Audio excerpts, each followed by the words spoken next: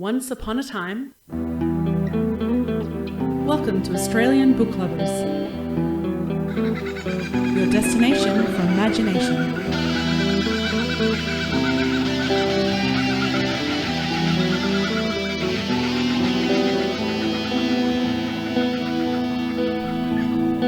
A big warm welcome to everyone and a huge thank you for joining us for the Australian Book Lovers podcast, episode number 68. Our mission is to bring fabulous Australian and Indigenous literature that spans a whole range of genres to book lovers around the globe, as well as fantastic resources and information for passionate authors looking to write their next bestseller. I'm Veronica Strachan, aka V.E. Patton, fantasy, memoir and picture book writer, reader, and one of your co-founders and hosts coming to you from Wurundjeri Woiwurrung country today. And I am Darren Kesenko, dystopian science fiction and horror author, avid reader, of course, and one of your co-hosts and co-founders of Australian Book Lovers, coming to you today from Gardner country in what is still a way too chilly spring here in South Australia. No, we just keep getting a few odd little slips of sunshine, not even whole days, but slips of sunshine, and yeah, there we go. Yes, but still, episode 68, that makes the sunshine regardless of the weather, which is a beautiful thing. So, yeah, I'm so happy to be here for episode 68, still getting closer to the, the elusive mythological episode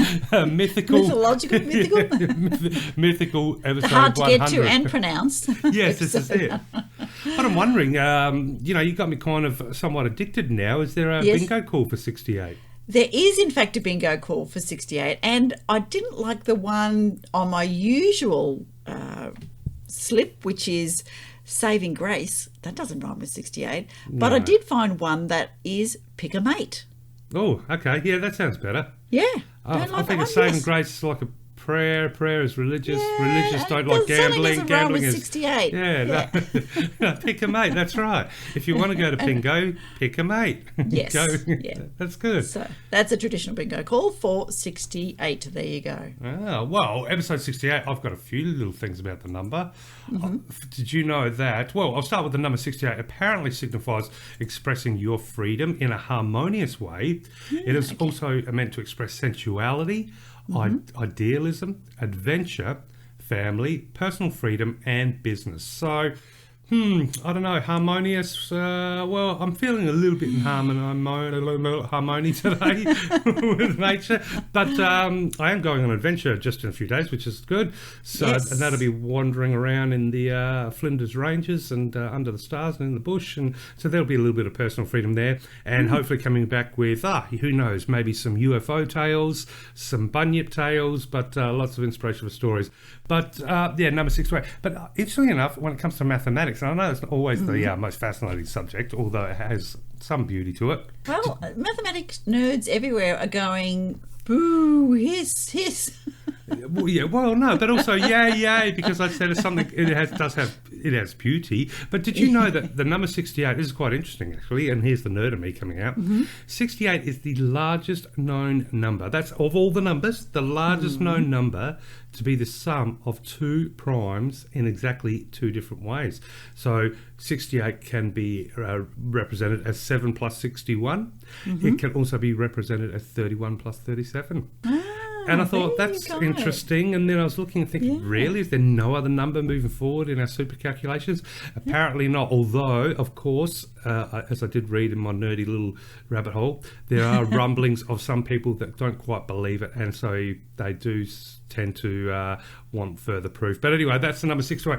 But it looks like number 68 was somewhat of a cracking year for Australia. And of course, we're coming through, in my head, I wasn't born in 1968, I wasn't around yet, but in my head, I'm already imagining 68, there's the rock and roll, there's the music, there's the marches and the protests and the art and the culture. So, but we'll start with, I know in 1967, which was 67 was our last episode, obviously there was the disappearance of Harold Holt, the Prime Minister, and so on the 4th of January in 1968, the search for Harold Holt was actually officially called off in Victoria. So that marked an end to a particularly famous incident. Now, members of English rock groups, including The Who and Small Faces, were escorted by police from a plane at, of course, Melbourne's Essendon Airport. Party pooper Melbourne, no. Oh, come on. After the pilot diverted the flight because of the band's super bad behaviour. So, Right. I don't know So if they got a something to do with that smack on the knuckles or anything, but that's interesting. But The Who, as far as I know, were never little good boys. So I guess that's what you expect when you throw them on a plane and send them down under. Now, the American evangelist Billy Graham began a tour of Australia, and probably means nothing, or may have just been a little interesting moment of time, but I'm wondering if that sowed some seeds, no pun intended, Yes.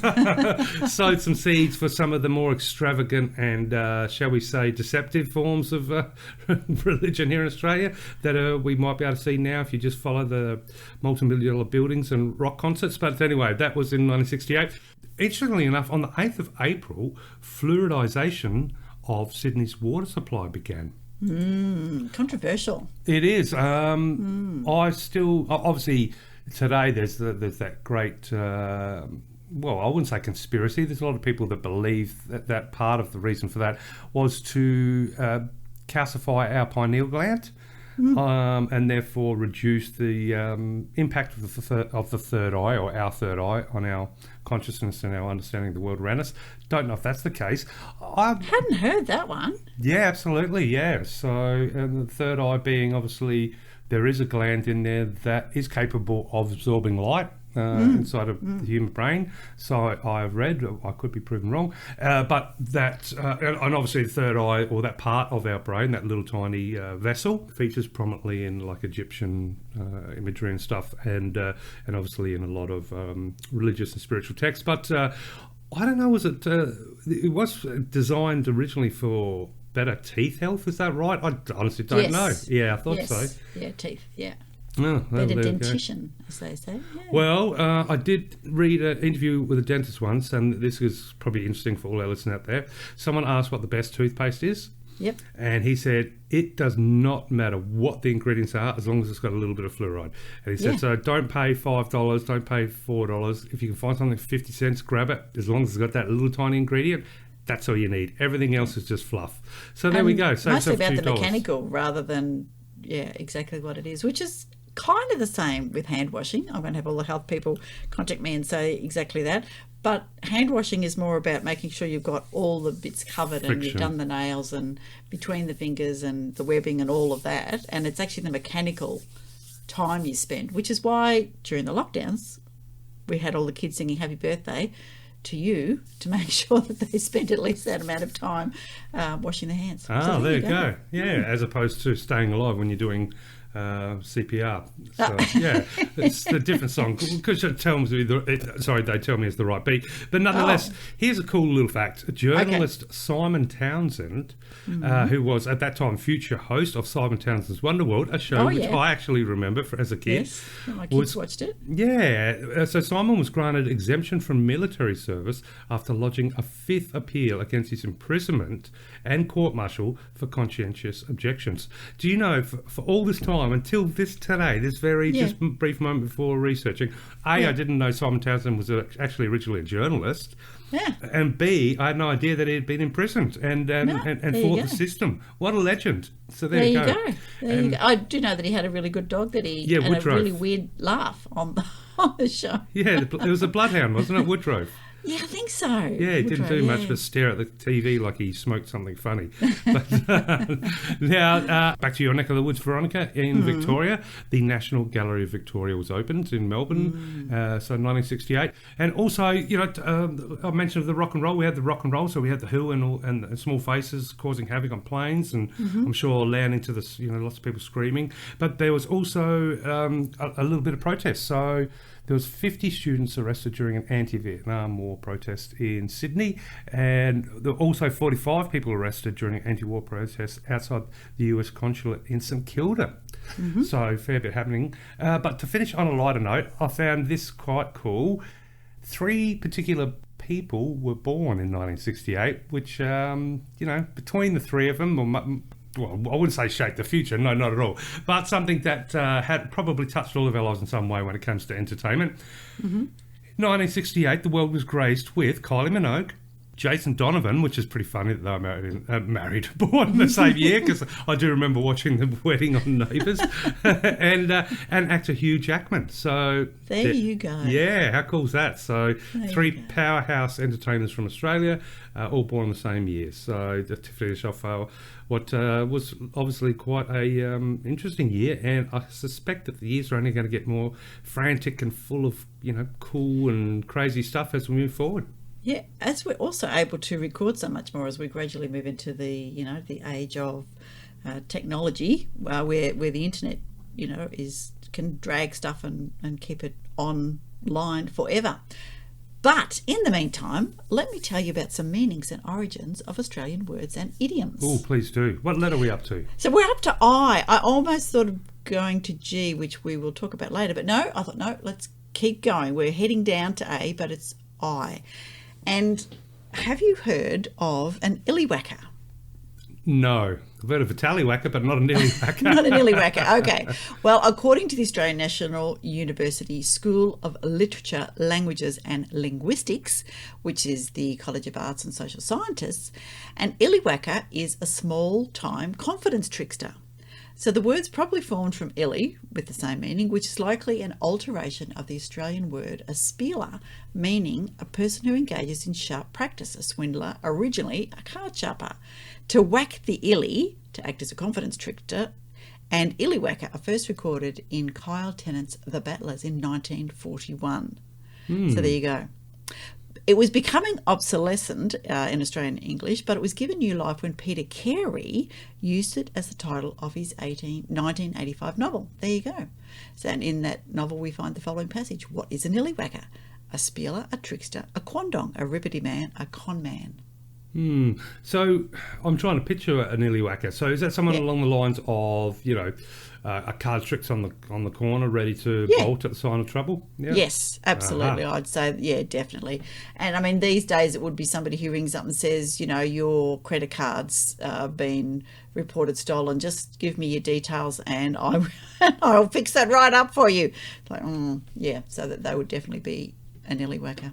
Well, All right. That's a polite way to put it for today's terminology. Yes. All right. Have you heard of the term wouldn't work in an iron lung? I have actually, yeah. Yeah, there you go. It, of course, means extremely lazy, and the phrase derives from the artificial respirator that kept polio patients alive by breathing for them in the days when up to 10,000 people annually were affected by poliomyelitis, which is infantile paralysis, which nowadays we vaccinate for in Australia. And the vaccinations became routine in the mid-1950s, and the fear of polio diminished. And the phrase was recorded from the 1970s. However, there were up until, I think not that long ago, I remember when I was doing my nursing, because as we know, I'm a little bit older than you, part of our nursing was to go out to the repatriation hospital.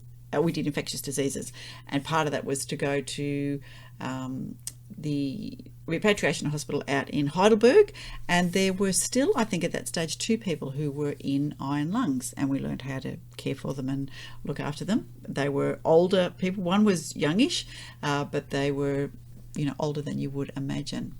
And the other, what was the infectious diseases hospital out at Caulfield? Is it Caulfield, which is now shut? I can't remember the name of it. Isn't that wicked? But we also went out there and looked after kids with whooping cough and those kind of things. So, oh, wow. Pretty horrible stuff, most of which we've been able to, eradicate or significantly diminish in Australia. So there you go. Wouldn't work in an iron lung, because really the iron lung works for you. So extremely lazy. Yeah. There you go.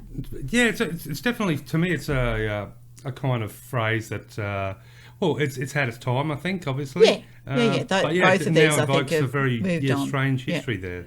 Yeah. They also mention ice block, which, I think that saying ice block to somebody in Australia now, they're just going to go, oh, well, it's just a block of ice. But an ice block, oh, no. We could be an icy pole. But if I said ice block to you, what would you think? Well, I would think of like an ice block, so a flavoured ice block from the corner deli. Yes. It would also rush me back to childhood as a kid in primary school, where It really came down to whether you wanted a Razz'a or a Snip. Yeah. They were the best thing on earth, but anyway. Here's a little one for you. In 1933, the Mornington Bulletin in Rockhampton, up north, on the 11th of December, while walking across a street, a boy had an ice block struck from his hand by a flash of lightning. Oh. Now, I don't know if I believe that, but that's what was reported. I could believe it. I was expecting a super thirsty or ice block addicted seagull or something. Oh, yes, exactly. Seagull or a magpie or something. But no, flash of lightning. Oh. There you go. So those are some Australian words and the etymologies that begin with I. Well, after all of that fun stuff, then we are in episode 68. We've got a great guest coming up. We've got the Readers Cafe, we've got the Writers Lounge, we've got so much to do, so it's so much fun to be had. So how about we just start off with a little bit of news? Indeed, let's do it. Do-do-do-do-do-do.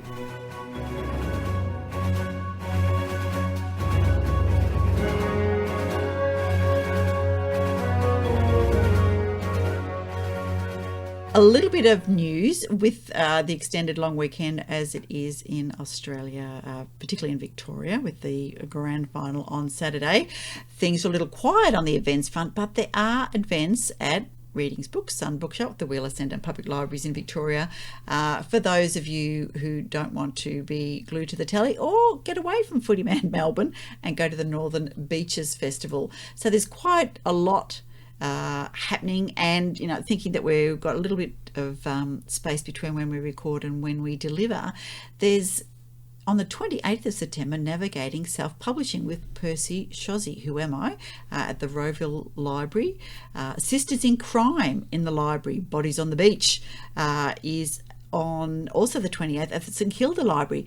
And Sisters in Crime are a great organisation for crime and thriller writers in Australia, and I know there's been a big crime and thriller event festival happening in the UK, and I think is it Blood in Scotland or Scotland in Blood? I can't remember. Sisters in Crime will correct me about that, and we've actually got some really great crime writers coming up in the next little while for not only books are on the website, but we will be chatting to Chris Hammer, who is a crime writer, and to Petronella McGovern. So it's all about crime at the moment, so that's a good thing. Well, depending on which side of crime you're on. Well, that's true. and whether a crime pays or not. So it is so many facets to that stone. Yeah, well, this is true. Now, Ozrites, who we chatted to Kevin Klehr and Reb Langham, one of the prompts this week was to write a tweet-length story in a genre other than what you normally write in. And so I wrote a crime one, and it was a little bit hard, I've got to admit, to think, what am I going to say? So yes, that was very interesting that crime has been on my mind. Lucky you live in another state, Darren. Well, yes, true, yes. But see, in today's world, it doesn't matter where I am. I can just crime all across the planet.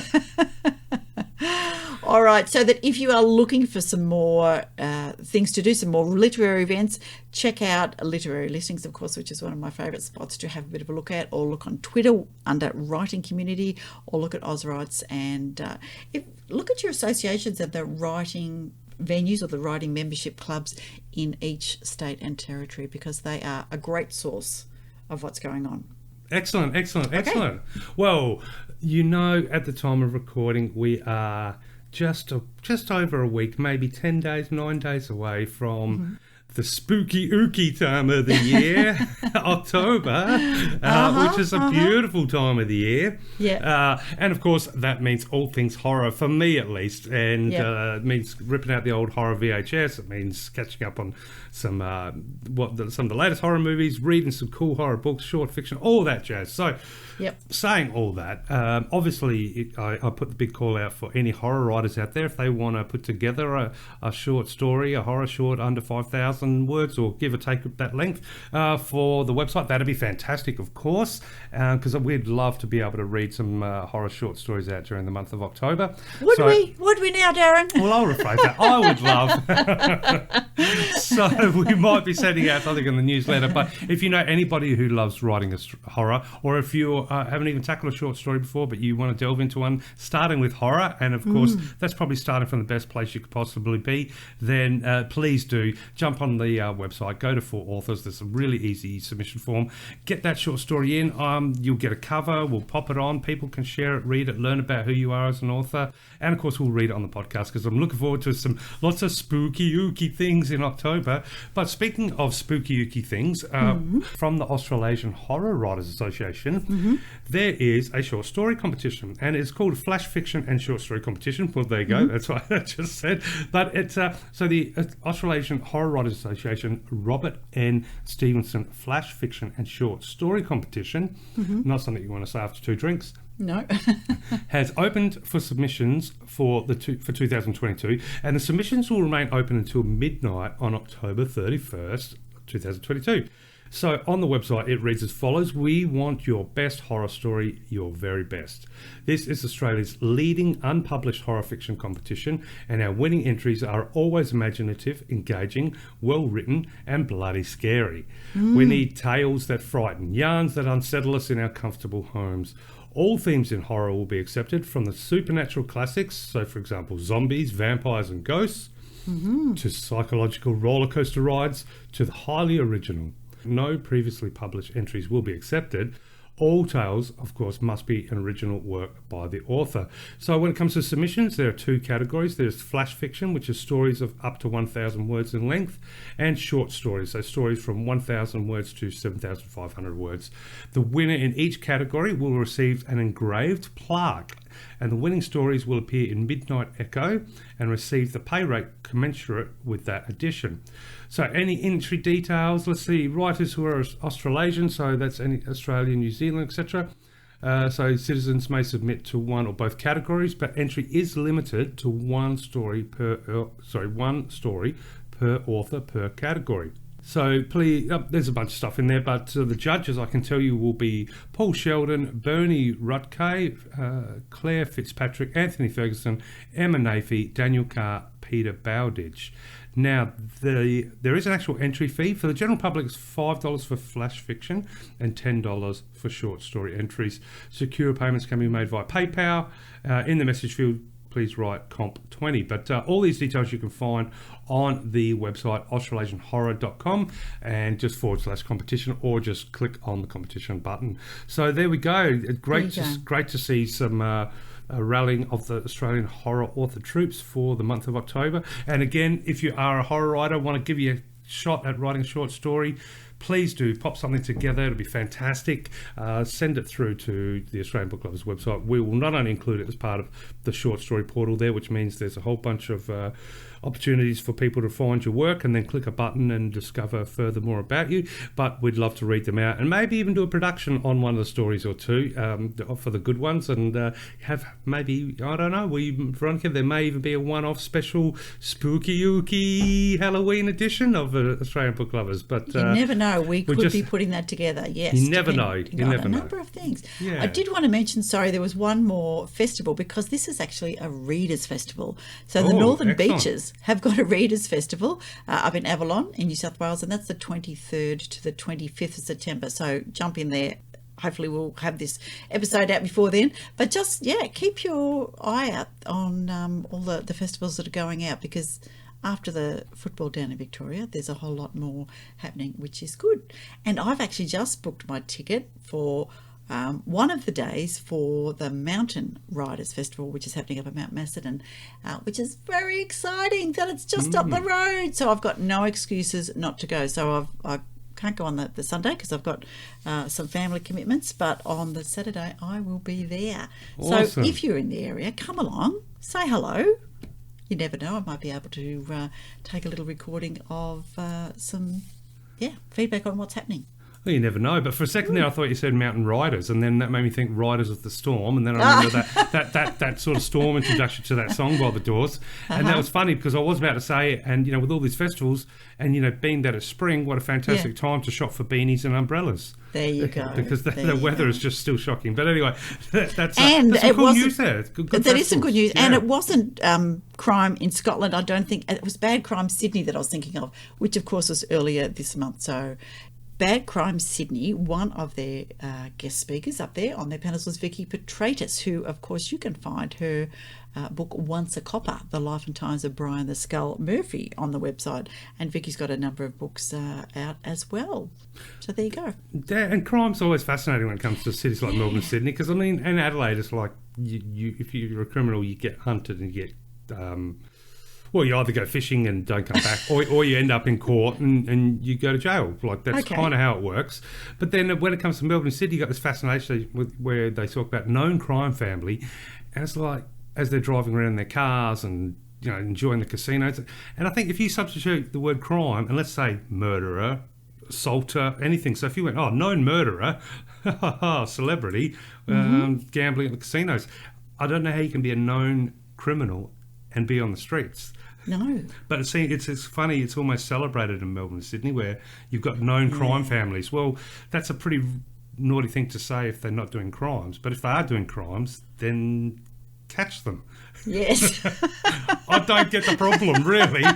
If Angelo doesn't have a job, or whoever doesn't have a job, and they've got a $50 million car and they're driving around, and they come from a known crime family, I'm no Inspector Clouseau, but that's all. I've just found, I don't know if that's it's quite an Australian thing. I don't know, or whether it's an East Coast thing or something I'd have to be interesting to delve into, because being that we do celebrate a lot of criminals, look at the underbelly, your crimes in Melbourne, and of course the Sydney sort of underground, and so there's an element of fame and mystique to it. Infamy, maybe.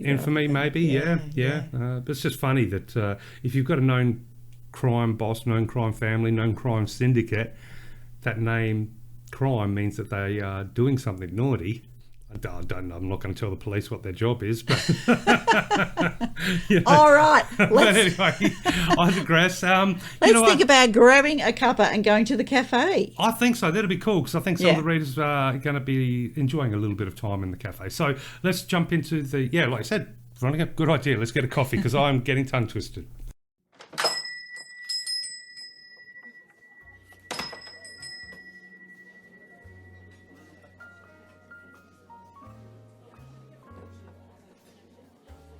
Okay, welcome to the Readers Cafe, where we can take a moment and relax and get a coffee and maybe pour a little bit of whiskey in the coffee, depending on what time of the day it is. But I'm just curious, what sort of cafe are you in today?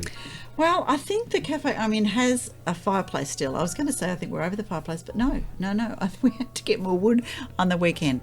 It's got a fireplace, but there are really big picture windows. I think I'm looking out over a brilliant valley. I think I've got a hot cup of tea, and I must admit that I did make peanut butter cookies this morning because I needed a little bit of procrastinating and I needed some time to think, and as an introvert, baking helps me think. So I'm going to say that that's the cafe that I am in. What about you? Well, peanut butter. I love peanut butter sandwiches, but as an adult, as my existence on this planet, as a human being, it was only last week, that was the very first time that I stuck a knife in the peanut butter jar and then just ate the peanut butter straight off the knife.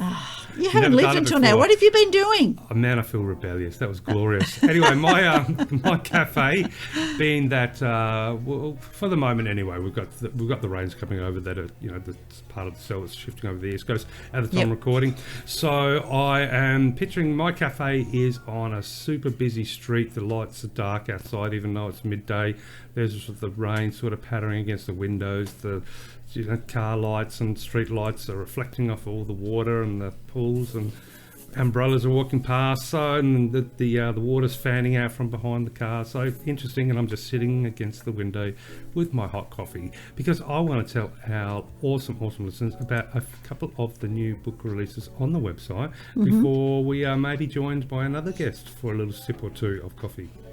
Yes, and did you know, of course, that a reader is in fact a bibliophile or a bookworm? I think we talked about that really early in the series, didn't we? Oh yeah, bibliophile, yeah, absolutely, yeah. And there was a really interesting little article about the different types of readers, and according to Basmo, there are 20 different types of readers. And what type are you? Are you the literary snob, the habitual book clubber, the partial reader, the series junkie? Oh, definitely one of those. The polygamist reader, also one of those. The rereader, yeah, count me there. The physical book loyalist, yep. The digital reader, yep. The spoiler lover, oh no, I hate those people who spoil the ending. The movie adaptation lover, the non-fiction lover, the fiction fanatic, the young adults lover, the emotional reader, the fad reader, the college reader, the neurotic reader, the writer reader, the note taker, and the vacation reader. Even that list is probably just scratching the surface. Yeah, absolutely, depending on what you want to divvy it up as. So there you go. So thanks, Basmo. Those are 20 different types of readers, some of whom you may find in the Reader's Cafe. And I'd put myself sometimes as a frustrated reader because I've got so much there I want to read, and I just cannot get the time. Yes. But then when I can get the time, I am, it's heaven. The world can shut around me or can explode around me. I've got that time to sit down with a book. And definitely a couple of books I've been reading, but ones I will be reading that will be reading soon. So so there is time in there somewhere. And of course, as I mentioned earlier, going on a bit of a trek.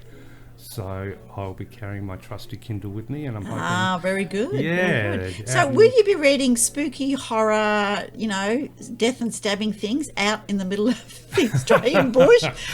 Or will you go, no, you're not reading any of those? No, actually, I'll be reading a biography of a doctor who was, I understand, was one of the first pioneers of cannabis-based medicine. Right. Here in Australia. So, who I think may even be appearing on our show in the not too distant future. So, so I was lucky enough to have a copy of that sent to me. So I'm going to read that because I do find that an interesting sort of change in the medical sort of frontier here in Australia, because it's bringing a lot of subjects to be open and discussed. But no, I've learnt my lesson. Well, no, I wouldn't say I learnt my lesson. I'd never learned. I'm stupid as far as that goes. But it'd be nice. It'll be nice, reflective reading out there. It's a bit of Zen time out there. But I don't mind at all scaring myself when I go to the property out bush and putting a horror movie on, or I've got all my old 80s horror books out there, and it's all fun and games until I'm the only one out there and it's 3 a.m. and it's a noise. And you realise I'm completely isolated. I could be abducted by aliens. I could be, chopped into pieces by a killer. No one would know. And it makes it for interesting countdown to the dawn, let's just say. But definitely. Yes, no. Well, what I'm reading at the moment is Sister Girl, Reflections on Todayism, Identity and Reconciliation by Jackie Huggins. There's a new edition, a Todayist classic by Murray historian and activist Jackie Huggins, featuring timely and compelling speeches and essays. So it's amazing. It's almost 4 decades of writing by historian activist Jackie Huggins. Essays and speeches, and it's great to be able to dip in and out of a non-fiction, because oftentimes it just charges your brain up with so much to think about and reflect on, and the topics about identity and activism and leadership and reconciliation. It is an amazing piece of work. So I'm just over a third of the way through, but non-fiction can leave you closing the book or shutting down the screen and thinking about things for a few days too sometimes, and using whatever, sometimes it's new knowledge that you've gained or a different way of looking, and then sort of putting that new lens on, stepping back outside the front door and going, oh wow. And it's sometimes like having secret tricks revealed too. Yes. It was kind of, because you said you're going to be out in the bush, and I was thinking about sitting out there if I was reading Jackie's book and about the connection, to land and country and those kind of things. And that would have been pretty amazing. But I'm not going with you. You're taking your wife. So, what can I say? Yeah, we're heading. I think it's about a 5-hour drive from here, so yeah, so it's going to be interesting. Lots of beautiful hiking, and yeah, a little bit of zen time with reading. But for our book lovers on the other side of the headphones, connected, of course, through power technology, we do have a couple of cool new titles on the website that you might be interested in. So if you are staying home, or if you're going out to the middle of nowhere, or somewhere in between, but need something new to read, here we go. So we have got a new sci-fi release. The book is called Virtual Insanity, and that is by author Kevin Klehr, who has got quite a few titles on our website. And of course, if you tuned into our last episode, you would have had the pleasure of listening to Kevin have a chat with us in the Writers' Lounge. So Virtual Insanity reads as follows. When Taylor is sent to Beta City to help its citizens disconnect from the all-knowing social media central, he becomes the target of a deadly game. Augmented reality players wearing head-to-toe gaming suits believe he is the enemy alien, and they shoot to kill. So Taylor is forced to hide in a secret bunker, trapped with no way to escape this urban nightmare. And as his friends hatch a plan to get him back home, they find the person toying with Taylor's life is more AI than human. So, there we go. Virtual Insanity by Kevin Klehr, which you can find under the science fiction genre on the website. It has a great cover, I must admit, and I've seen some of the reviews come through, and it sounds really good. I have so many books to read. Yes, and had me at virtual reality, really. Well, that's exactly right. Now, switching a little bit from science fiction to fantasy, have a brand new release by author Cheryl Berman. Cheryl is actually... Cheryl's one of our... It has a couple of titles and also has a short story on the portal. So if you want to have a quick read of some of her work, and I'm sure you will fall in love and then want to grab a copy of this. But this sounds fantastic. The book title is called River Witch. And as I mentioned, it is a fantasy. And River Witch reads as follows. You and I are not ordinary folk, little mistress. We are wise. We call the river by her goddess name, Sabrina. So Hester, a farmer's daughter, yearns for more than feeding lambs by the kitchen fire. She envies the freedom of the river nymphs and listens to Sabrina's whispers. Be wise, be strong. When Hester meets Aaron, a man powerful in herbal lore, she decides the healing wisdom of fields and forest is what Sabrina seeks of her. But her mother scorns her ambitions as witchery and decrees her daughter will have a husband to settle her down. Hester flees to Aaron, only to discover he too insists she should marry and be ordinary folk. While a desperate Hester battles for her dream, Aaron must reconcile his past to accept the future. Will the river help or hinder? And that is River Witch by author Cheryl Berman under our fantasy genre on the website. There you go. Finishing on a little bit of a serious note, but I suspect this is, will be a very profound read for anybody willing to dive into it. And I think there'll be a lot of listeners out there that will be very interested in the premise and in what the story, in essence, what this reflection and revelations of somebody's actual experience. Let's put it that way. So the book is called 10,000 Aftershocks, and it is by author Michelle Tom. And 10,000 Aftershocks can be found under our biography. So after Michelle Tom's house was damaged by a deadly magnitude 6.3 earthquake in Christchurch, New Zealand in 2011, she and her young family suffered through another 10,000 aftershocks before finally relocating to the stability of Melbourne, Australia. But soon after arriving, Michelle received the news that her estranged sister was dying. Determined to reconnect before her sister died, Michelle flew home to visit, and memories of childhood flooded back. Told through the 5 stages of an earthquake via remembered fragments, Michelle Tom explores the similarities between seismic upheaval and her own family's tragedies. Her sister's terminal illness, her brother's struggle with schizophrenia and ultimate suicide, the sudden death of her father, her own panic disorder, and, through it all, one overarching battle, her lifelong struggle to form a healthy connection with her mother.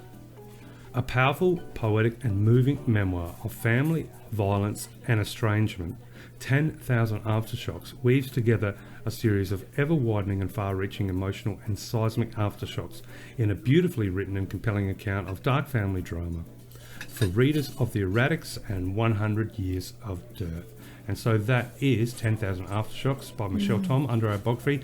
Really, really interesting there, and like gobsmacked at the concept of utilising the stages of an earthquake to also coincide with the revelations of memories and maybe bringing to light things that need to be, well, not necessarily need to be resolved, but need to be confronted. Very powerful book by the sounds of it. Absolutely. And we have Michelle on our list to chat to in the near future. And I say near future because Christmas is coming.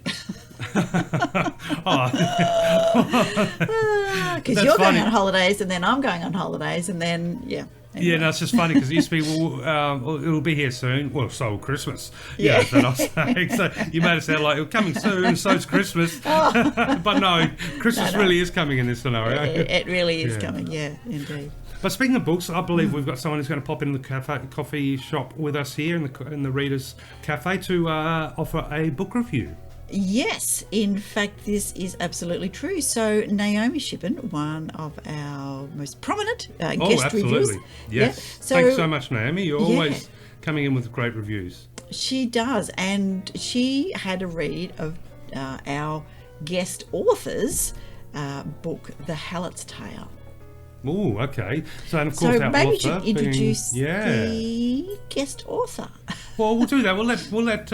We'll let Naomi have a coffee and let us know her book review, and then we'll jump straight into an introduction to the fabulous Mr. David Cairns, who is a historical fiction author. But shall we just welcome Naomi? Come on in, right Naomi. now? Let's hear all about it. Hi, I'm Naomi Shippen. Stories have always been an important part of my life, but it was not until recent years that I began writing my own. Mystery, suspense and domestic noir hold a special fascination for me, and I also love to read about people living in a different time and place. You can find out more about my writing on my website, naomishippen.com, and you can follow me on social media on Twitter at Naomi Shippen, Instagram at naomi.shippen.writes, and Facebook at nshippen. Today I would like to review The Hallett's Tale by David Cairns of Finavon. The Hallett's Tale is the true story of Marianne Goulding and Robert Bright, who were transported from England to Van Diemen's Land, Australia, to serve out their time for the petty crimes they committed. The story is comprised of two separate books. Book 1, Downfall, is about their lives in England and transportation to Australia, and Book 2, Redemption, is about their lives as convicts in a newly colonised land. Today I will be reviewing Book 2, Redemption. The term helot comes from the ancient Greek and means someone who is between a slave and a citizen. This term is apt for both Marianne and Robert, and their place when they arrive on Van Diemen's Land. Marianne is a high-spirited and rebellious young woman whose forthright manner often gets her into trouble. She is fond of a drink and a good time, which is not well received by her conservative employers, nor is her propensity to speak her mind. Fiery and fierce, Marianne lives like there's no tomorrow, constantly ricocheting between assigned posts, the female factory, and prison. When she meets fellow convict Robert, they soon find themselves drawn to each other. Their relationship blossoms despite enforced periods of separation when they don't even know if they will ever see each other again. But in time, Robert earns his certificate of freedom and he asks Marianne to marry him. She gladly accepts and the two begin their lives together. They are happy raising their young family, but life is never easy as they work hard on farms and the gold fields before finally starting their own business. Like many other emancipated convicts, they aspire to one day owning their own property, thus beginning the tradition of the great Australian dream. While their hard work brings rewards, their lives are also shadowed by tragedy. But through it all, they remain strong as a family, and their love for each other helps them to endure. The Hallett's Tale is one for the history buffs, with much detail about daily life in the early colonial days of Australia and the major events of the time. I loved seeing how Marianne and Robert dealt with the difficult hand they were given, and how their optimism and pioneering spirit shines through. The Helots' Tale is a fascinating and moving account of these two ostensibly ordinary people living in an extraordinary time. Such a fun little session in the Readers Cafe, and great having a coffee with you, Veronica, and for Naomi, thanks for coming and joining us for coffee and for offering a book review. But now, of course, to the big interview for the show, and that is with a very, shall we say, very well-researched author, because this gentleman is, you meet people that have a certain passion for something, and, you know that someone's passionate when you can just tell they give everything they've got into their craft or their particular area of interest. And so we have author Mr. David Cairns of Finavon, and the of Finavon will make sense once we go to the interview, because that is an official title, David Cairns of Finavon. But he is, in essence, an historical fiction author amongst many things. The gentleman is, if you do like historical fiction, then you're going to absolutely love this. He has done a whole lot of research about the life and times in London, and the journeys and the reasons for the journeys, and the sort of trials and tribulations of people that by force or by choice made that journey from England or London to Australia, or what was what would become Australia, and then the lives that again the trials and tribulations of this new land, and the being in a colonialist, the early days of colonialism here in Australia. So he's got quite a few tales there. His books include The Case of the Immigrant Niece, Enter Findo Gask and Errol Rate. Now that sounds like a mouthful, but I'll let David explain that. That's more of a, if you think of Sherlock Holmes, then that might give you an idea of that. That's coming soon.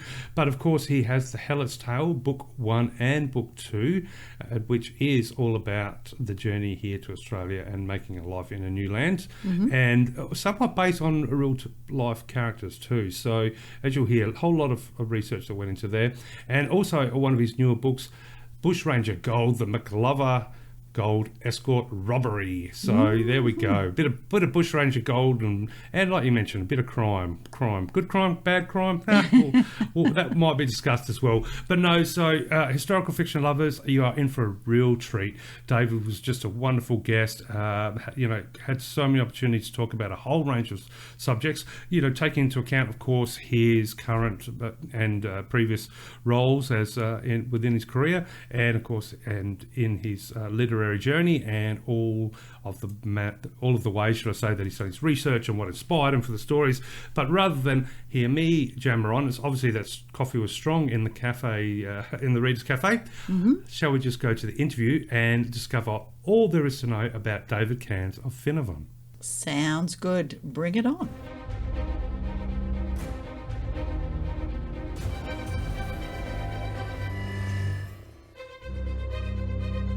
Amazing listeners, my next very special guest is, and I suspect still is, a student of history, was a technology entrepreneur with many successes and a self-confessed stumble or two, has lived and worked on 4 continents before choosing Australia's laid-back lifestyle to pursue his writing passions amongst other things, and has penned titles such as Bushranger Gold, The Helots' Tale Book 1, Downfall, The Helots' Tale Book 2, Redemption, and The Case of the Immigrant Niece, which is coming later this year. Now, for historic fiction and non-fiction lovers, his works predominantly are set in the 19th century, and he is a firm believer that we should ignore history only at our own peril. Mr. David Cairns, Baron of Finavon, welcome to the Australian Book Lovers podcast show. Oh, thank you very much, Darren. It's a real pleasure to be here, and thank you for inviting me. No, the pleasure's mine, absolutely. And because I think this is going to be, I've got many a question, and I think we're going to have so much ground to cover with this chat and many discussion to be had. But before we delve, should I say, into the literary machinations and themes of all your work, I would love for you to let all of our really cool listeners, maybe let them know a little bit about you, a bit about your career adventures, and of course, I wouldn't be doing my job properly if I didn't ask you to also maybe elaborate on how you obtained the title Baron of Finavon and what that title represents. Okay. Just a simple one to start with. It's hopefully we've got enough time to go through it before I bore everybody. No, we've got time. No, my business career was primarily, in fact still is, in technology. I've been CEO, CFO of both private and public companies. I've taken 3 companies public in the US and in Europe on the NASDAQ. One of them got to a $2 billion market capitalization. This was in the software space. Wow, that's incredible. It's very exciting, very challenging, and managed to get me around the world as well, because these were all international businesses. And it's allowed me to parlay my passion on writing into reality as well, because it's given me a basis to start with. But as a result of that, as you mentioned earlier, I've lived on 4 continents, lived in Canada, the US. In the US, I've lived in places like Silicon Valley, Chicago, Nashville, Philadelphia, Boston. I've been in Bahamas, South Africa, Germany, France, Netherlands, and so on. So I find that having traveled as much as I have, and all of it associated with business of one kind or another, it's allowed me to build a lot of experiences, a lot of contacts, and I try and use that to my advantage in writing the stories I write. Okay. So the business side, as I say, I'm still active. I chair 3 companies. I'm also on the board of Arthritis Queensland, pro bono, and that keeps me busy as well. But writing is something that I really enjoy, and I intend doing a lot more of in the years to come. Regarding the title, the Baron of Finavon, or the barony, goes back to the 13th century in Scotland. It was originally granted to the Earl of Crawford and has come down through the ages, and I obtained the title in about 2000 when the Lord Lion, King of Arms, granted me the title of Baron of Finavon, which together with probably about $5 these days will buy me a cup of coffee. So. Oh, okay. Well, I was going to ask, how does one celebrate receiving that title?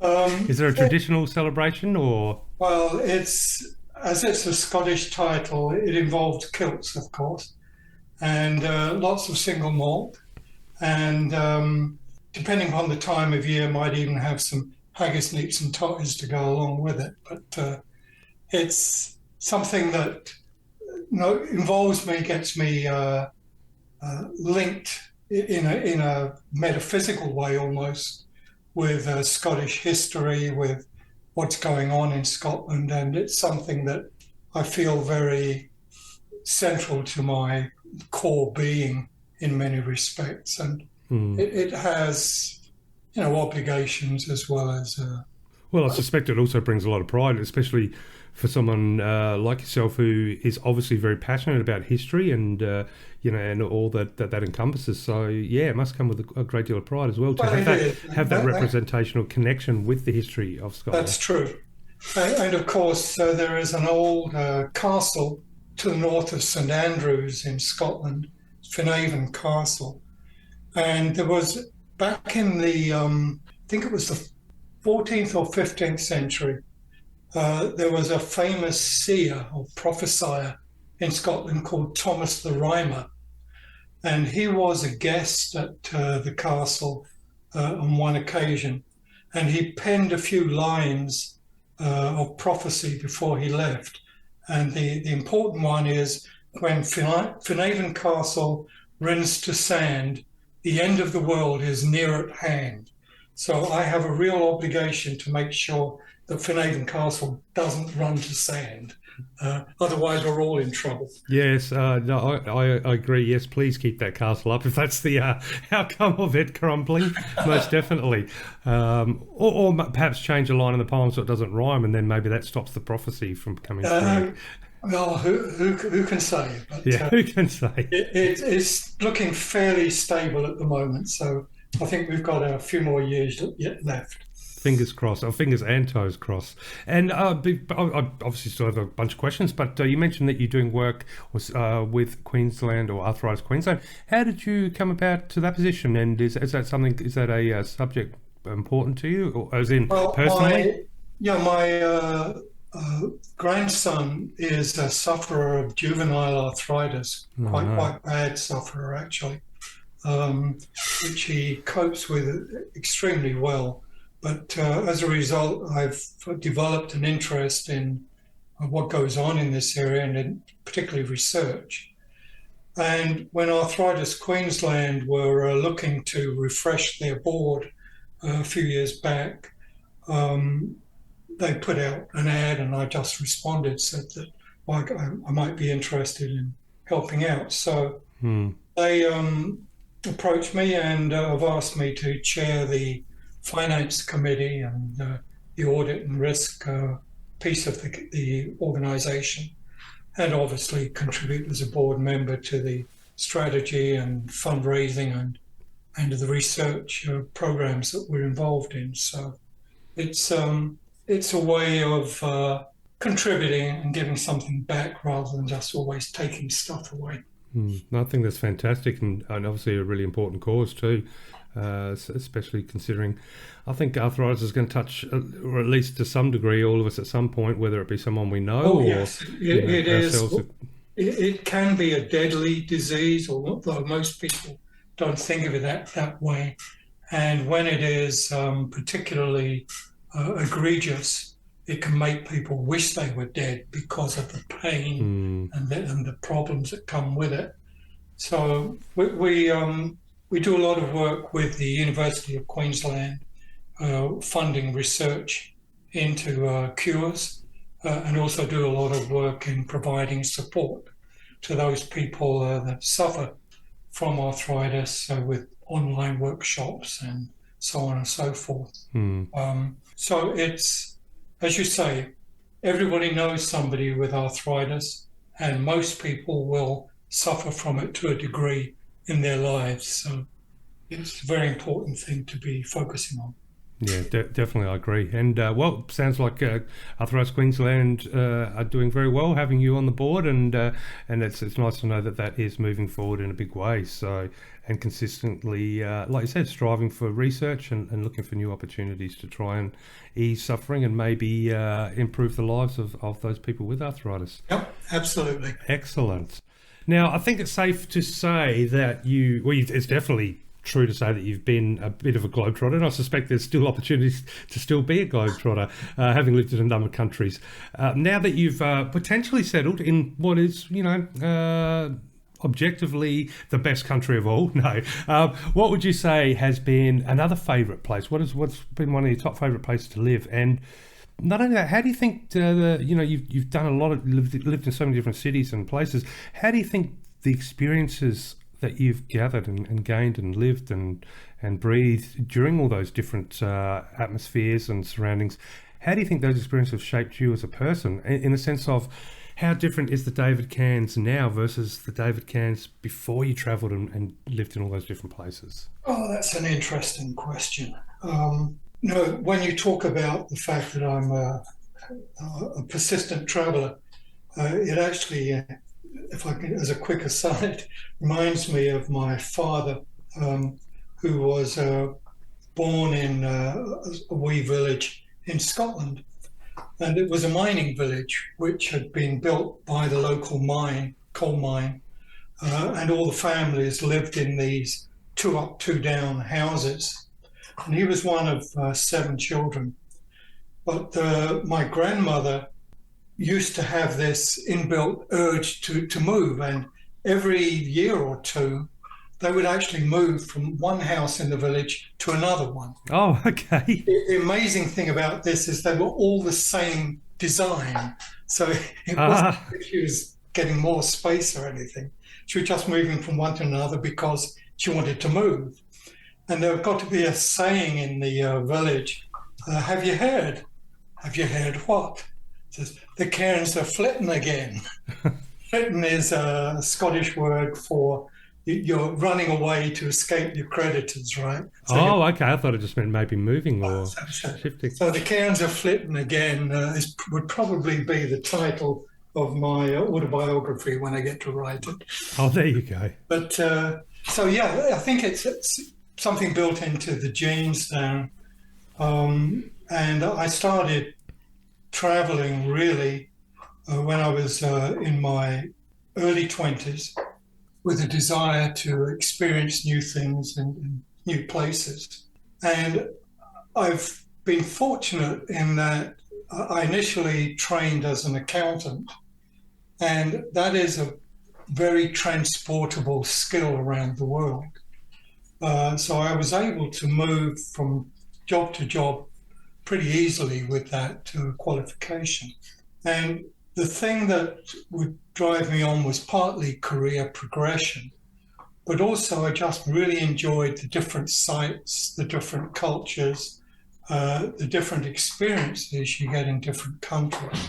You know, if I hadn't been doing that, I would never have come across the city of Venice, for example, which is my all-time favorite city. I just love the place. But also allows you to compare. The city of Edinburgh is probably my second most favorite place, not because it's where we originally came from, but it is a beautiful city with a unique structure and culture and a lot of history. And I would never have realized just how special it was unless I'd traveled to all these other places. When I look at CNN, they occasionally bring up weather and they show 5 different countries. Mm-hmm. So this is what the weather is in each country. They change the screen and you move from Istanbul to Rome to Boston to whatever. And I, these days, enjoy looking at those screens and seeing how many of those cities have I been to. There you go. Typically, I will have been to at least 3. Often it will be all 5. And over the 5 screens they will show, I would probably have been to at least 60% of the cities that they show up. And just knowing what lies behind the names, knowing people that I still am in touch with in these places, and being able to conjure up the different images of pancakes in Holland or the hanging chickens in Hong Kong in the shop windows, and so on and so forth. It just creates a totally different atmosphere around looking at what's being spoken to you or told to you on the TV screens or radio. Well, it definitely adds a new dimension, doesn't it? When rather than it just be a place that is somewhere that you don't have any sort of relationship to, as opposed to seeing a name, like I said, looking at the weather, it might be a news article, it could be anything, any sort of mention of a place that you have travelled to. It is instantly a little bit more intimate, whatever that communication is, whether it be, weather, and then you think of someone over there and you go, or where you've been, and if it's a super hot day, you can imagine the sunlight coming down and some of those beautiful places you're at, or, yeah. There's no question that they say travel broadens the mind. I think it does that, but it also gives you a backcloth on which you can paint a lot of different things as you see things and as you write things as well. Well, speaking of writing, has that something that has always been a part of your life? Or I know you mentioned that the career path has, or the path that careers have taken you upon, has given you the chance to explore that sort of passion quite intimately recently, or of recent, but is it something that's always been there? Like, have you been writing since you were a kid, or you've always wanted to write? How has writing fit into your life through all of these adventures? I started writing poetry when I was, or in my early teens. In fact, I used to have a pen name, DC Galvanometer. Oh, okay. And how did you get to that name? Well, a DC galvanometer is a scientific measuring device within the physics room. And I used to pen poems that I'd put up on the school notice board under that pen name, often taking the mickey out of teachers or whatever, which is why it was done with the pen name. Well, if poetry is not in some form rebellious to a certain degree, it can't be anything, can it? I mean, it's that's right. That's yeah. right. So I started with poetry. I didn't start writing articles or whatever until a lot later, actually. Mainly because I was just too busy with what was going on. As a youngster, I was mad keen on football, so I play a lot of football, even a little bit of semi-professional at times, until I broke my ankle, and then business. But I did pen a number of articles on the business front, and it was really only when I visited Tasmania with Victoria, and we went down to the female factory in Hobart, and Victoria was digging around to get information on a forebear that she'd heard about who had been transported back in the 1830s. And the archivist there pulled out a book and found Mary Ann Goulding, who was this great-great-great-grandmother of Victoria's. Oh, okay. That's and incredible. It was fascinating to see that. And really, it really sparked a flame in my imagination, because up until then, we'd known about this, but it was just simple facts on a piece of paper. Born around this date, came out on this ship on that date.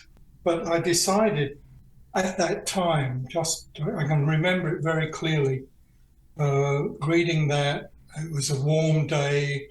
There was a palm tree outside that was being ruffled by the wind. Can remember it very clearly. And I said, I'm going to do the research to put some life around this person. And that began as a research project, and it developed to the point where I said, look, if I'm going to do this properly, I not only need to do the detective work to figure out what Mary Ann's life was all about, but I also need to start putting some colour, some life around these bare facts to create a 3D character. So I moved from research into writing this book, which just took on a mind of its own, actually. Well, that's quite interesting that of all the places you've travelled and lived, an archivist room in Tasmania or a Hobart, I would say was the seed of your writing, but was the cannon that launched you into the full steam ahead. Yeah, it's very much so. It's, but I think maybe not that surprising, because you can write, and there are obviously some very good travel writers around, but you can write about places and things and ideas. But the thing that really brings life and power to a book, from my perspective, is a character, is the person and the people and their interactions with each other. And that's what kicked this off. It was seeing Mary Ann Goulding, a name on a piece of paper, and to see the archivist bring out this record written almost 200 years ago, describing the penalties that she'd been given, the wrongdoings, the obvious fiery passion and resistance that she brought to this situation. Here was somebody worth writing about. So even though traveling clearly helps, as I say, build a back cloth for you, I think it's only something you can paint the colours and the emotions of individuals on. I like that you talk about bringing colour to, or at least 3D elements to a character, and it's interesting because we have it's a historical, I guess you would call it, mini museum here in one of the ports of Adelaide, or Port Adelaide, and not going back as far as 1800s, but you can, the people that immigrated, to the city here over the last 50, 60 years, you can. There's a service there that allow you they'll look up the name and they'll find the actual date of the ship when it arrived, and usually I believe they took a photo of every ship as it arrived, so that there's an archive, so you can actually get a photo of the ship that you were on. If you were to go on, if you immigrated here, you could go back and find it. Or I was going to do something for my mother's side of the family who immigrated from Holland. So yeah, it's a unique thing, and when you go in there, you can flick through the photos of all the families and the people coming off the boats that were chose to come here, and it brings a little bit of colour to the history rather than being boring facts or figures. Yes, it's in fact Australia is very well endowed with its historical records. Maybe because it's a relatively short history compared to. And small population, yeah. But there is a lot of information there, which I found very helpful, of course. But the thing that you find out very quickly when you start doing the research is that what appears to be the case initially often is not what it was the true situation.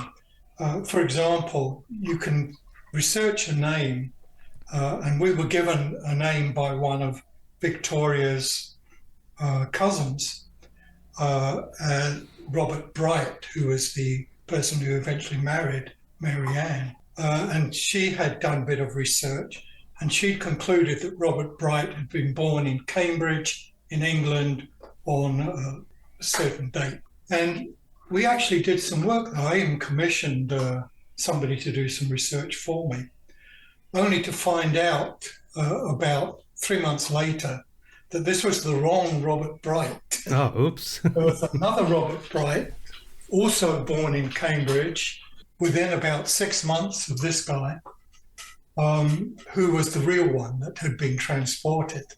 And very different story. And when you started researching him, you managed to find out a lot of very different things. So you've got to be very careful when you do the research that what you're looking for is real, and ideally you want to triangulate information so that you can cross-reference and validate and verify. Yeah, definitely. I had the pleasure of interviewing someone a while back who worked as who was a historian and worked over in London for a while there as a bit of a guide through the military museum, etc.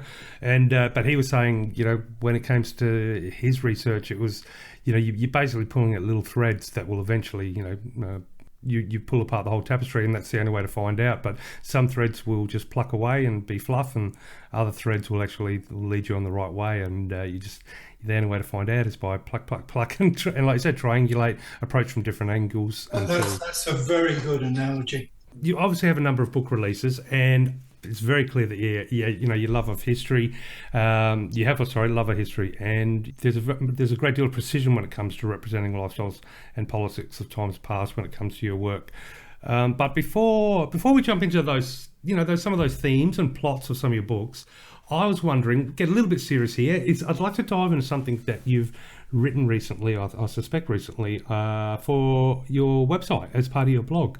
Oh, yes. Yeah, so you've written that during one of, I suspect, many meaningful or deep conversations, for want of a better word, with your father, who I understand served with the Black Watch during the Second World War, You said he would repeat Evelyn Hall's words describing Voltaire's defence of Helvetius, which was, "I disapprove of what you say, but I will defend to the death your right to say it."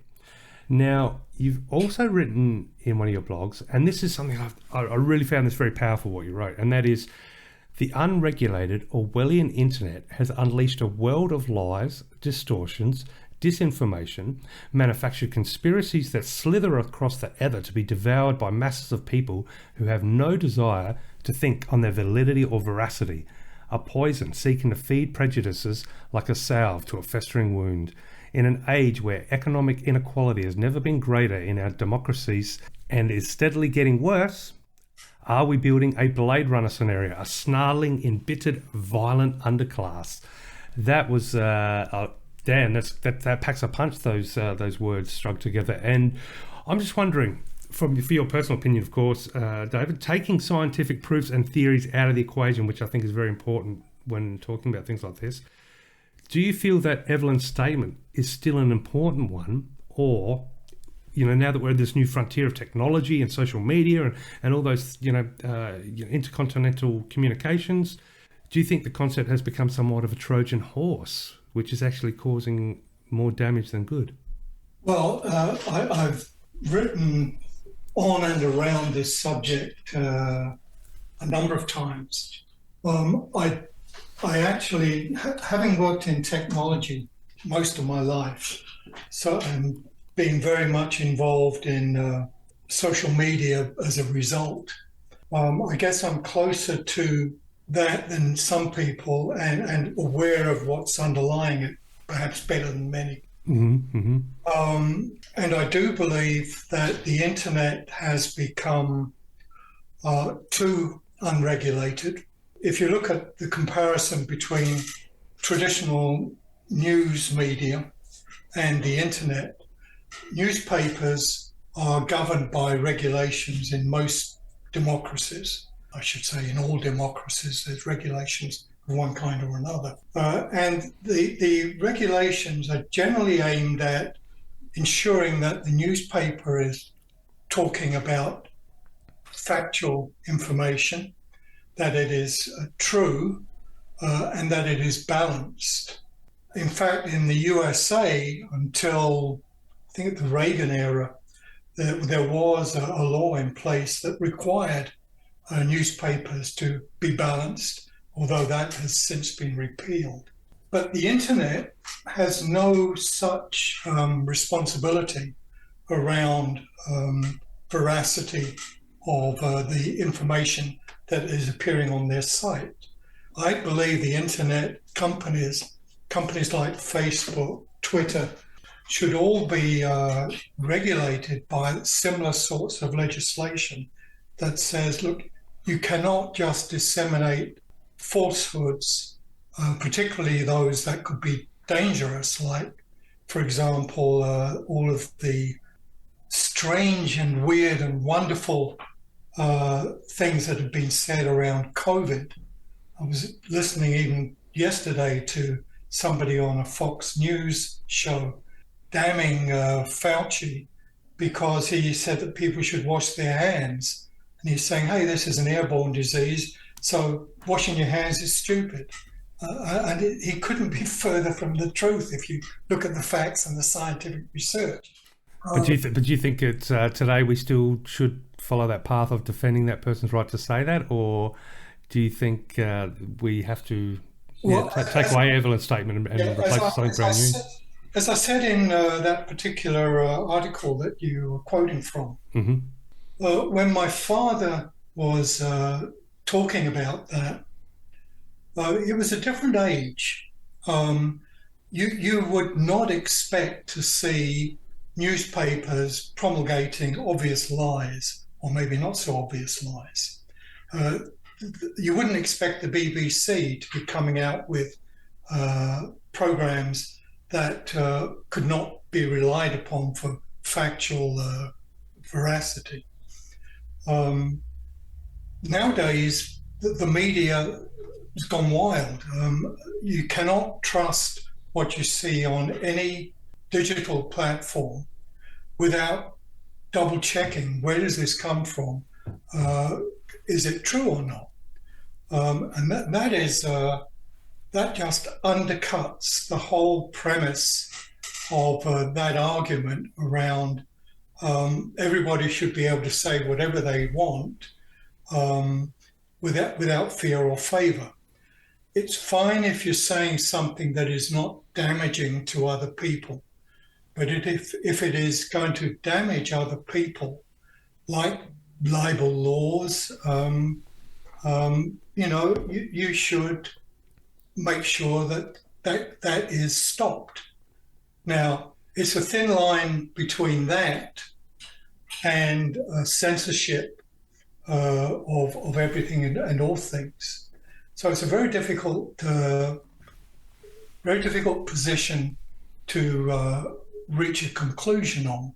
But there's no question in my mind that we have gone much too far to the other side of the ledger at the moment, and it needs to be brought back under control. So do I think that it's important that people should be able to say what they think and to have different views to other people? Yes, I do. But at the same time, I think it needs to be something that is not dangerous or damaging to other people because it is based on a false, deliberately false premise in many cases. Well, I think that goes more to, I mean, obviously it's a fascinating topic and something we could talk about for hours, but, on the surface, I think it goes more to, from my perspective, the disintegration of journalism in the last 20 years. Because, I mean, for example, I have no doubt that if I were to bring up, for example, news.com.au right now, one, the headlines would be just atrocious. And two, I could guarantee even just on that front page, I'd find typos and, blaring mistakes where they've just copied and pasted from other news sources. And that is, supposedly one of the primary news sources in Australia on the internet. So it is ridiculous in the sense of, I don't think journalism is shining a torch. However, it's funny, the internet is a double-edged sword, isn't it? I mean, it has information on there that can be accessed, which is, well researched, digitized copies or versions of, very important documents and educational, encyclopedias, all that sort of stuff. So the information's there for somebody who wants to find it, as is things like news.com.au and Twitter and Facebook. So really it comes down to freedom of choice, which is a tricky one of what you want to do with the internet when you turn on your computer, or where you want to get your information from. And it's almost like a high schoolyard at lunchtime where, when I grew up, that's where you learn a lot of things. And I suspect a lot of things I got told by mates was incorrect and passed on. It's like that now, isn't it? A global lunchtime, having a chat. I totally endorse your comments on journalism today. It used to be a profession that was looked up to. I'm not so much sure that it is today as it was. And also, I agree with you that there are many good things about the internet. And on balance, it's hard to say whether it's been positive or negative. I'd probably err on the side of positive overall. But I think maybe the underlying issue here, Darren, is less the internet, journalism, and that general area than it is the education of people to be able to critically look at things they're being shown or told. Yes, I see, definitely. And that is really the source of problems. And until that gets resolved, I guess we're never really going to get a good solution. I remember a few years ago now, I was actually in a meeting. I was on a panel, and somebody from the audience posed the question, do you think that we should restrict the ability of people to vote if they're unable to demonstrate certain capabilities? Oh, that's an interesting question. And my response to it was, no, I don't. It's the minute you start restricting the ability of people to cast their vote for a particular view or person to represent their views, it's a slippery slope down to autocratic management. And I think that's a bit of a loaded question too, isn't it? Because I mean, yeah, that there's some sort of argument for the basis of that question. If it was a situation where that person's vote was a deciding vote, but as far as a general vote, well, 10 mistakes don't. It's nothing. 10 mistakes has no importance. 10 million votes is no accident. So it's as you say, this is the sort of topic that is worth a dinner and a couple of bottles of wine and absolutely. and I'm glad you said that part of your approach to this sort of the rabbit hole program problem is, or at least one possible solution is educating people with the ability to ascertain what is right and what is wrong, or at least search for truth, or at least identify what might be not necessarily untruths, because they're not always intentional, but intentional misleds, etc. But so I just wanted to touch on one more serious question before we dive into books, because Veronica and I, we've been having discussions recently, and as a result of different conversations with authors about possible monsters within us all, and how those proverbial or symbolic or philosophical monsters might manifest in real life. And we've also chatted about the paradox of where you see different cultures, even today and going back through time, at certain times agreeing to peace, so agreeing to live in peace. But as part of that peaceful agreement, they've also equally both agree to abandon that peace should the need to defend truth arise, even if both sides feel like they have the truth, which of course is the paradox within the paradox. Mm-hmm. So, peace is only peace until you decide that someone's infringing on something that you feel is true. But you've got two people thinking that something's true, or two cultures thinking something's true. Peace goes out the window. So, and I think that has some kind of relationship with the idea, sort of turning it around to today's discussion. It has some sort of relationship with the idea that those who don't learn from history are doomed to repeat it. I'm wondering, is that something that we don't learn from history and are doomed to repeat, or is conflict inevitable when truth is really the caveat for war within peace? Because if two people feel like their truth is being hindered upon, or they want to argue about truth, of course, then that justifies war. So I'm just wondering your thought on that. And also, because you come from a technology background, I'm wondering, moving forward from a technological standpoint, so let's assume that we are taking baby steps, we're still going through teething problems with internet and all that. Do you think we're going to reach a point where science itself is going to eventually become an all-encompassing, for want of a better word, religion, and across all cultures, and then truth can't be argued because 1 and 1 is 2, fire makes water boil, there's no subjective nature to that truth, and therefore that caveat of war within peace can slowly be wedged out of this crazy rat race? They are some really fascinating things you've just talked through there. First of all, is conflict inbuilt in society?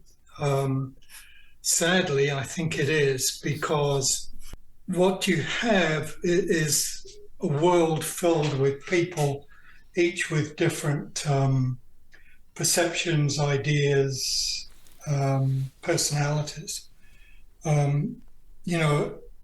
If you look at Putin and Russia today, I think Putin was hell-bent on invading Ukraine back when the wall fell in Berlin.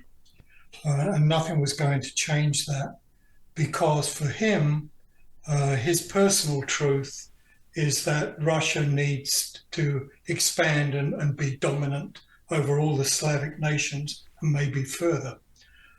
So truth is, while it's a word that is defined in the dictionary, it actually has an element of ideology and perception in it. It's not a fact such as, an atom can be described as a factual item. So I unfortunately think the best that we can do is, such as the European Union did after the Second World War, do your best to bring people together and to work together to improve the lot of the whole the best way you can, and put the institutions in place to make conflict more difficult. But I don't think it can ever be eliminated, unfortunately. And people will always have different views. And because of the personalities of people, and we've met them all, some will not be able to control that, and it will move into violence of one kind or another. So it's a function of life. It's a reality that we have to live with and do our best to mitigate against. Regarding the idea that science could become, if you like, as you said, a religion where fact-based arguments become the truth.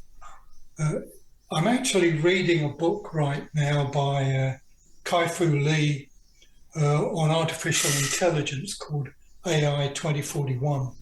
And it's fascinating what's going on in the AI space and where it's going.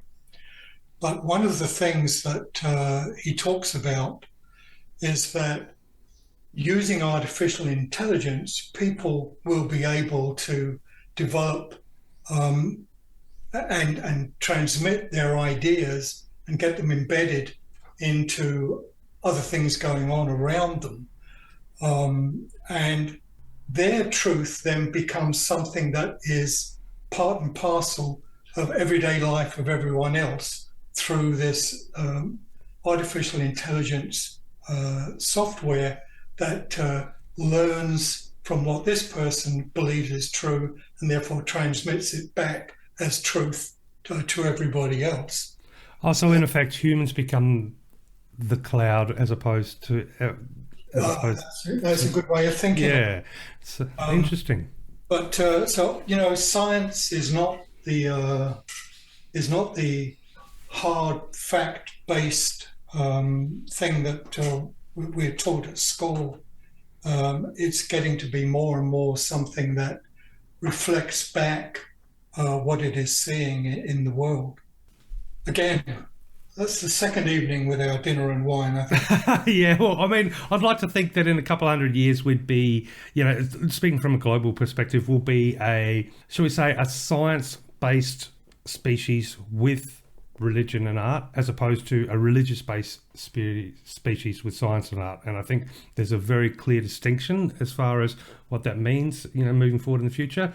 I hope it means that, because I'd hate for a religion and the wonders of all those, all that it encompassed to disappear. But I think if every country put on the top of the pyramid of importance science, in the sense of that way, because that way it becomes a universal language, which it already is to a certain degree, then arguments can be easily, at most times, can be easily, reduced, I suppose, or even eliminated, because if you can both attack the same problem, and if someone gets an answer to that problem, then of course the opportunity is there to disprove it, and that's how we do it, and that's how we and of course the more you argue, the smarter we all become, because science is all about disproving and approving and improving. So but yes, fingers crossed the future we can see a light at the end of the tunnel, held by possible robot AI intelligence with fantastic glow sticks. But one of the cool things about having the opportunity to talk to amazing authors like yourself, we can talk about the future AI and the philosophies of whether truth should be defended at all costs, and at the same time dive straight into a discussion of your books, which is taking us back in time a little bit from where we're just talking about the future and into some, well, I wouldn't say lighthearted, not at all, but a little bit of fun to start with, because I want to start with one of your books called Bushranger Gold, the McLover Gold escort robbery. And Now, the book description reads, in 1853, Australia was rocked by the robbery of £6,000 of gold from an escorted shipment on a country road heading from the McLover goldfields to Melbourne. Within days, 400 men were searching the bush for the audacious bushrangers who numbered between 6 and 15, depending on who was telling the story. So I just want to know what inspired that book, and deep down, are you on the side of the bushrangers or the law? Well, what inspired it actually is in the Helots tale. I actually talk about this a knock-on effect from this robbery because Robert Bright gets caught up in it. So as part of my research, I'd come across this. I've been reading newspapers at the time and so on and so forth. So I referred to it and did a little bit of research as I was writing the Helots tale. So I parked it at the back of my mind. And when I'd finished, I then went and looked further into it. And it's really quite a fascinating story. The premise of the book is obviously that you've got the fact of this robbery taking place. But the leader of it all is a guy called Joe Gray. And Joe Gray just disappears from history after this event. They didn't catch him. They caught others. They didn't catch him. And he disappeared. Now, there was also a reasonably well-known bushranger of the time called Joe Gardner. And Gardner, he served time in prison prior to this gold robbery. And then when he escaped and got out, he disappeared from view while this McIver gold robbery took place. So there's no record of what he did during that time, other than one tantalizing newspaper article that talks about Joe Gardner being discovered in a hotel with a prostitute by the local sheriff and admitting that he was part of the robbery. Oh, that's an interesting admission to be making. Yeah, but then he disappeared again. He wasn't arrested, he just disappeared again. And it's, I've no way of proving this, but the book is written on the basis that Joe Gray was Joe Gardner. And it carries on through this, what happens with him, how he puts the gang together, the event itself and what led up to it and what happened afterwards. And there was another mystery at the end of it with the ship Madagascar, on which the gold, or some of the gold, was apparently stored, which just disappeared as well. So it was the whole story I found quite captivating, and in fact, my wife thinks that's the best book I've written so far. Okay. So that was actually so that title was actually written post the Helots Tale books. Is that right? There you go. I thought, I was under the impression Bushranger Gold was one of the first. Well, that's interesting. And you mentioned it's a spin-off from the Helots Tale, of which there are currently 2 books: the Helots Tale Book 1, Yep. Downfall, and of course the Helots Book 2, which is of course Downfall. Sorry, Book 2, Downfall. What when it comes to those 2 books, now they both sort of start with a description, or at least a tagline that is, how would you respond if your death sentence was commuted to life on an island prison half a world away? So very quickly, before we dive into the Helots Tale adventure, looking back at the concept of shiploads of convicts and sending them over to what was Van Diemen's Land, or what would become known as Australia, do you think it's still a case, looking back from 2022, that this new land that we know as Australia was actually considered an island prison? Or do you think the convicts were always just going to be used for building foundations of what was going to be a new colony for the British? In which case, it wasn't actually a prison, was it? Well, I think Tasmania I wouldn't say the same for mainland Australia. Possibly you're right there, yeah. Tasmania was very much constructed as an island prison. If you look at the Governor Arthur at the time, he put in place a very strict regime as to how these convicts were going to be managed and controlled, right down to geographic constraints. We generally look at Port Arthur and think about that as the core of what happened during the period of transportation. But the reality is that most people didn't go to Port Arthur. Most convicts didn't go through the rigors of Norfolk Island or whatever. Most of them were sent out on assignment to free settlers and government to help, as you say, build the economy of the time. And they had a degree of freedom, unquestionably, within that structure. But the reason the book is called The Helots' Tale is because a helot goes back to the times of the Greeks and the Athenians, where the helot was a class of person between a slave and a free man. And the helot, therefore, is a pretty good description of what the convicts were, particularly those that were sent out on assignment, that they did have elements of freedom, but they were very restricted.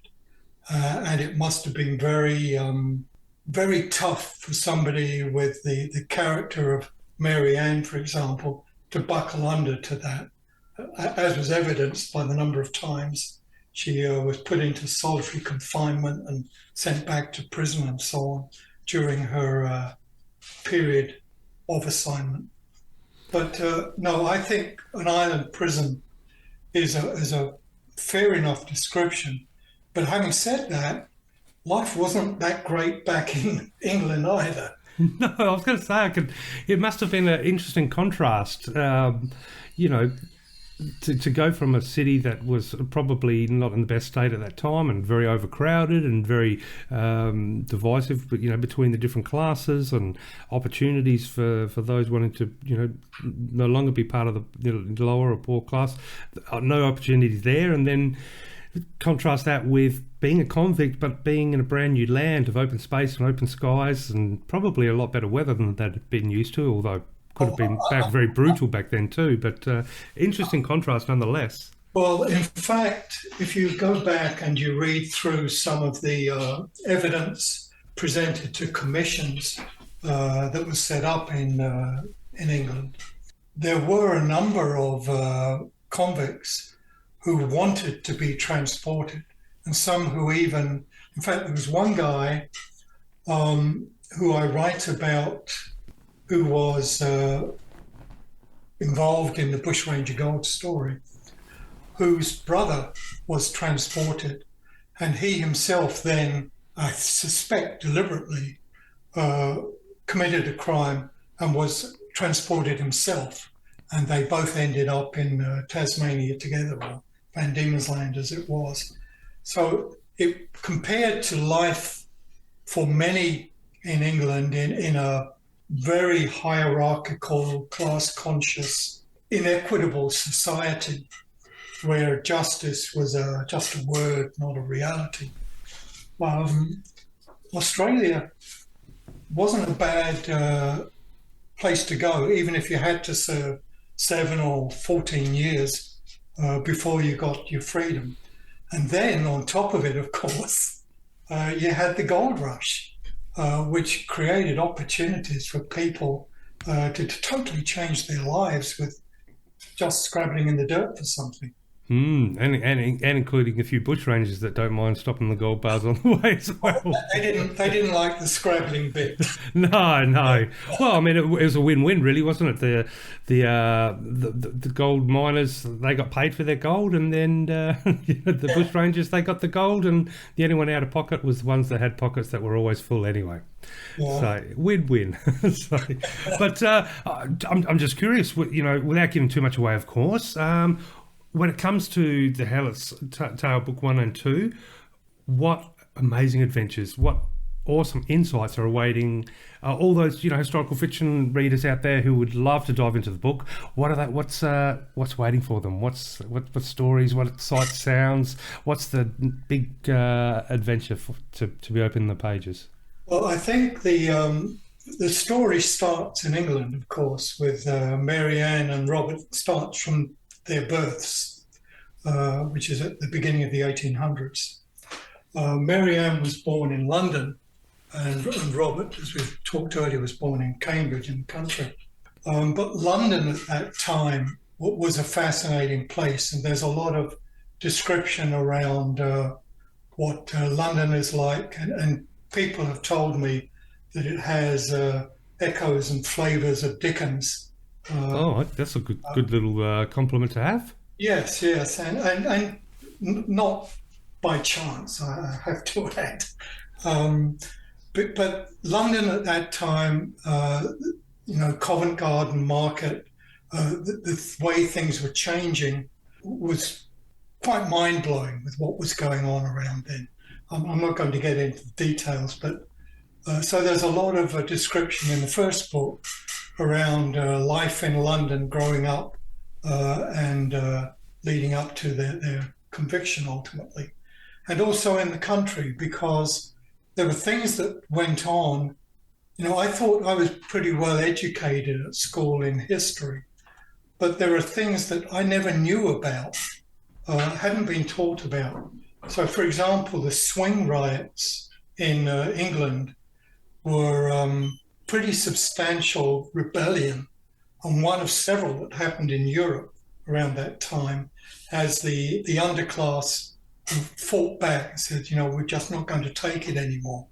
And I'd never been taught anything about the swing riots. So I talk a bit about that, for example. Another thing that I didn't know about was that the Houses of Parliament burnt down around this time. I'd never heard that before either. So describe some of that too. So the beginning of the book has a lot of information around what life was like for a couple of people in the underclass in England in the early 1830s, which I personally find very interesting, and other people have also said the same thing. Then you've got the journey out. I was very fortunate in that in going through the research, I discovered a journal written by the surgeon on Mary Ann's boat that came out. And there's a lot of detail in there about what happened on the journey coming out. Then you move on to the gold rush. Gold rush was a life-changing event for so many people, and nation-changing event for Australia.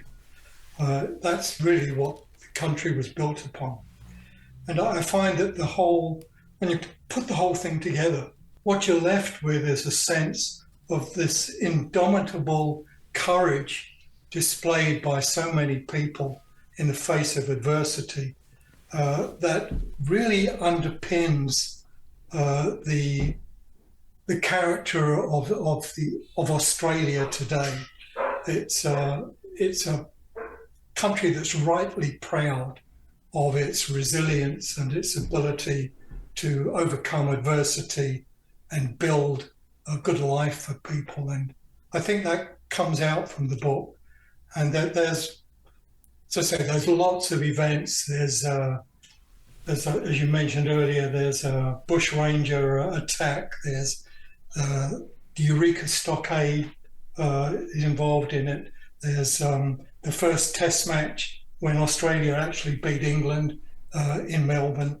There's a lot of things going on. It's just non-stop things happen. Yeah, it sounds jam-packed, and you're right. It is Australia does have, I guess, I wouldn't say a unique history, but it is a very interesting history in the sense of we had to play catch-up. We were late to the party. When you think about, it was, as far from the European perspective, of course, there was nothing here as far as any connection to the new world that they'd come from. Right. And from scratch had to not only, develop cities and villages and structures and society and banking and all that jazz, but also build it and bring it up to speed to the rest of the world, which is, when it's not like we're 100 years behind everybody. So, yeah, quite a challenge. And that's doing that with a lot of flies and a lot of heat. And there were no good quality thongs back then, so No air conditioning. no. And having spent time out in the desert and during summer, I tilt my hat, especially having climbed down some opal mining holes, scratched out in the early days that have just been left there, and the heat, and I just could not imagine, even you could be thirsty and your water's probably 35, 40 degrees. How do you so yeah, my heart goes out to all those men and ladies that persevered through all those extreme conditions, whether it be the heat, whether it be the cold, whether it be the relentless tropics and mozzies and bugs, or whether it be the hot desert winds and scorpions and snakes and spiders. But there was from all of that, we've got our modern cities and unique culture, definitely. Yeah, and these cities, this comes out in the book, they grew up in a matter of a few years with the gold rush. Like places like Bendigo were transformed from tents into a city with impressive buildings in 2-3 years. It was quite dramatic how everything changed. Of course, most of these people had come from Europe. There was fair Chinese immigration well around that time, but the stories about not being able to get tea, so people would drink eucalyptus leaves dipped in hot water. That would be their tea, for example. Oh, okay. So a lot of very interesting, what I find interesting, information about what life was like for people at those times. And there were some very traumatic experiences. Of course. Wildfires, floods, children dying from disease or accidents, etc. And I suspect, I know that there would have been a lot of heartache and a lot of challenges, but there would have been some luck out there too, like the first people who ran out of tea or couldn't get tea and stumbled upon lemon myrtle, which I think would make a delicious drink. So, so there would have been some lucky people, and of course the lucky people with the gold. But isn't it fascinating? Gold is, wow, it's just a feature of the human progression, really, isn't it? Something, obviously it's scarce, but it's shiny, and I think if you trace gold, it has a story to tell in just about every society at some point. It's and still here in Australia too. And I believe that, I think I read the other day that there was murmurs of a slight resurgence in a bit of a gold rush in Victoria there. So whether that's true or not, or whether it's just some fake news, just because to brew up a little bit of tourism. Yeah, they're still mining, so. Yeah, definitely. Well, I've heard secrets. I've heard that huge deposits of gold have been found that have been sealed to avoid, big, unwanted fluctuations in the actual gold price market. Whether that's true or not, again, that's not the kind of information you can drill down on the internet. It's hearsay, so and we've got no journalists to follow it up either. Now, the Helots' Tale, Book 1 and 2, they take place, I believe, between 1813 and 1880. So now, it says it was an age of, or you say it was an age of haves and have-nots, and a period when class really mattered, where corruption was endemic of the desperate state of the poor that Dickens wrote about, and the creation of a criminal class, many of whom were forced into stealing from the well-to-do simply to survive. Do you think that quote is purely for the 1813 to 1880, or do you think it could apply to 2022? I think certainly not to the same degree. We're talking about very different environments in that respect. But there's no question that in this day and age, the inequality between those at the top of the ladder and those at the bottom has probably never been bigger this last 100 years. And I believe that is fundamentally wrong. So, for example, for CEOs of companies to be pulling down many millions of dollars, and yet there's a worker who's struggling to pay their energy bill on their income in the same company, that just doesn't feel right to me. I've been fortunate in having success in business, but I remember there was one situation where we sold the company to another company, and there were a number of people in the company that weren't benefiting from it. The top management got their stock options, got their bonuses or whatever, but some of the people in the accounting department getting nothing at all. And I actually felt that was wrong, and in the end I took less and made sure they got something, because I just wasn't comfortable with that disparity. I don't think there was anyone else that did it. But, no, it goes without saying. I think that there should be more people like yourself, and that kind of goes back to those discussions we've been having previously about that monster inside of us all, and how some of us, let it out, and some of us hold it back. Because I think there is this huge divide, and that divide's only possible really when people are happy to be aware of the damage they're doing to other people's lives and not have any overly major concerns. And that's a monstrous thing to do, realistically. I'd love to muck over a bunch of people and make sure I've got enough money to have a ball and travel around the world. I couldn't do it. I could if I wanted to. There, within us all, I think is there's nothing physically stopping you. It's only the decisions you make. So that's. But then you with the quote, where corruption was endemic, and for those divisions between the haves and have-nots be no greater than today, that also can only be when there's so much corruption. So maybe it's not too different to back then. It's just a little bit more glamorous today, the illusion.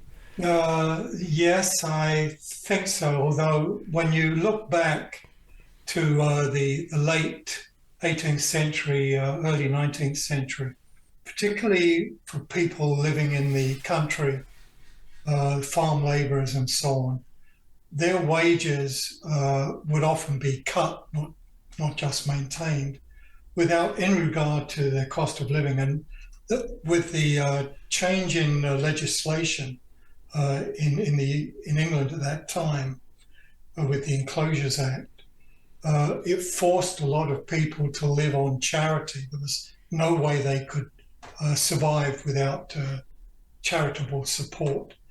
And it got to the point where, as I talk about in the book, you could get a guy who had been very successful as a farm hand or farm supervisor, but because he was earning above a certain level, he was not eligible for the parish charity. And when he lost that job, he was unable to survive because he had no income, the charities ignored him, and he and his family just starved. Now, we're not in the more advanced democracies. I don't think we're at that level, but no. Having said that, when you look at the medical cost in the USA, for example, there are people regularly bankrupted because they can't afford their hospital bills or surgeon's bills or whatever. So you wonder what they do. And if they were given the opportunity to cross the line to keep their family together, would you do it? No, there's a question for you. Yeah, exactly. And is there the right time to bring out the monster?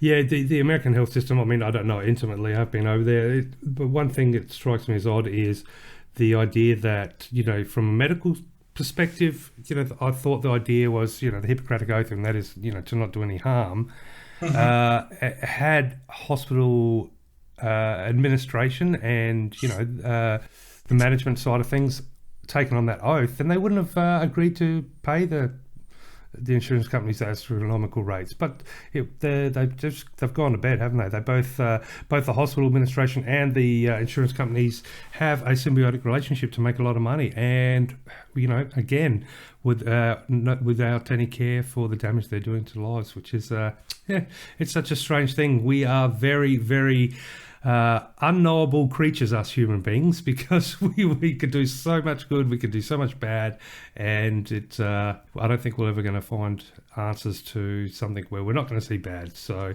yes, certainly when you look around the world and see how things are done in different places, as I often do, I am thankful for the environment we have in Australia and the structures in place. I think Australia is doing a very good job of balancing all of the conflicting demands of society. I agree with you. But when you do travel a little bit and when you do see other countries, with these big populations, and that comes with its own issues as well. I always think of Australia as that sandpit with 4 little kids and only 3 balls. It's doable. There's not, there's going to be a tear here and there, but otherwise.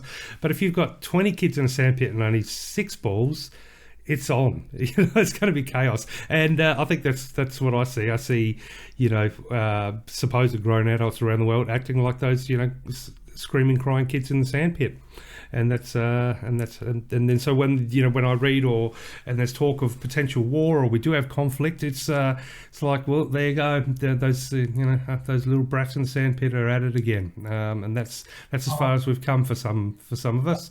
Nothing but overgrown kids in sandpits throwing sand. I think as we move through the next decade and more, that sandpit is going to be a pool of water, because I think water is going to become the new gold as the years go by.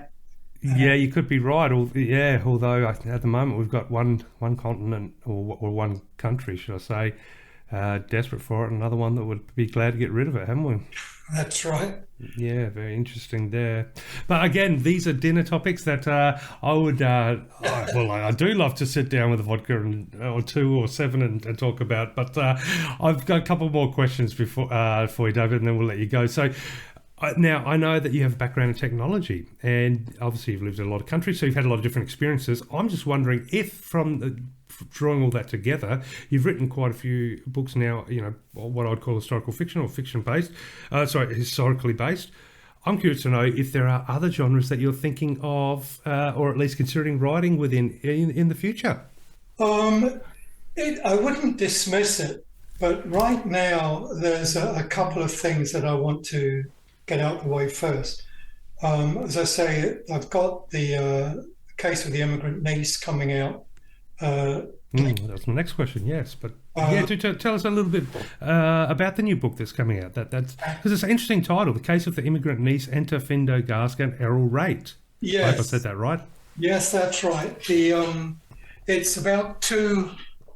Best way to describe two Antipodean Sherlock Holmesian types who become aware of somebody, a lass that's come over, and she's been disinherited.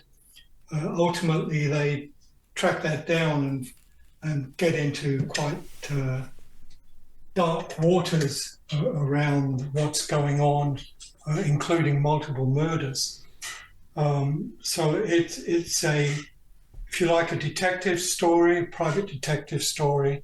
It's with an Australian flavour because it's based in Melbourne, but it also includes time spent in Scotland, in Edinburgh, in the Scottish Highlands, and in London as they track down this particular issue and finally end up with a rather frantic search around the Melbourne drug dens, etc. So I won't go into any more.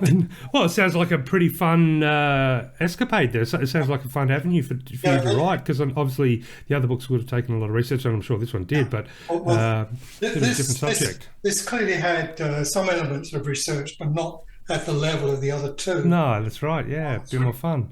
But which is one of the reasons I wanted to do it, just to give me more room for expanding the characters. Because I found with The Headless Tale, one of the things I struggled with all the time was I wanted to create some drama or create something of a particular interest around the characters.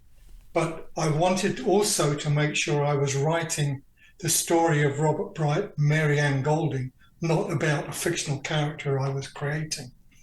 And the Immigrant Niece allowed me to develop the characters much more as a result of that.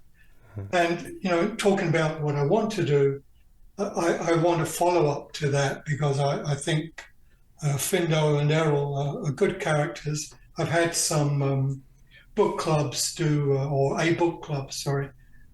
some reviews on it, and they like the characters, apparently. So I want to do more on that, put them into different situations with an Australian base. Victoria wants me to write a novel around the Burke and Wills edition. That is something I may well do, as I say, that there are books out there, good books, that describe what happened, but they're really documentaries rather than novels. It'd be interesting to perhaps write that from the perspective of, as I say, making it a three-dimensional story rather than two-dimensional. Yeah. Would I, though, write something else? I do enjoy action books like David Baldacci's books, for example. And I also enjoy science fiction, like Asimov's Foundation and Empire series. I could write on those topics. There's plenty of room to go there. But I think it's going to be at least a couple of years before I have the latitude to do that.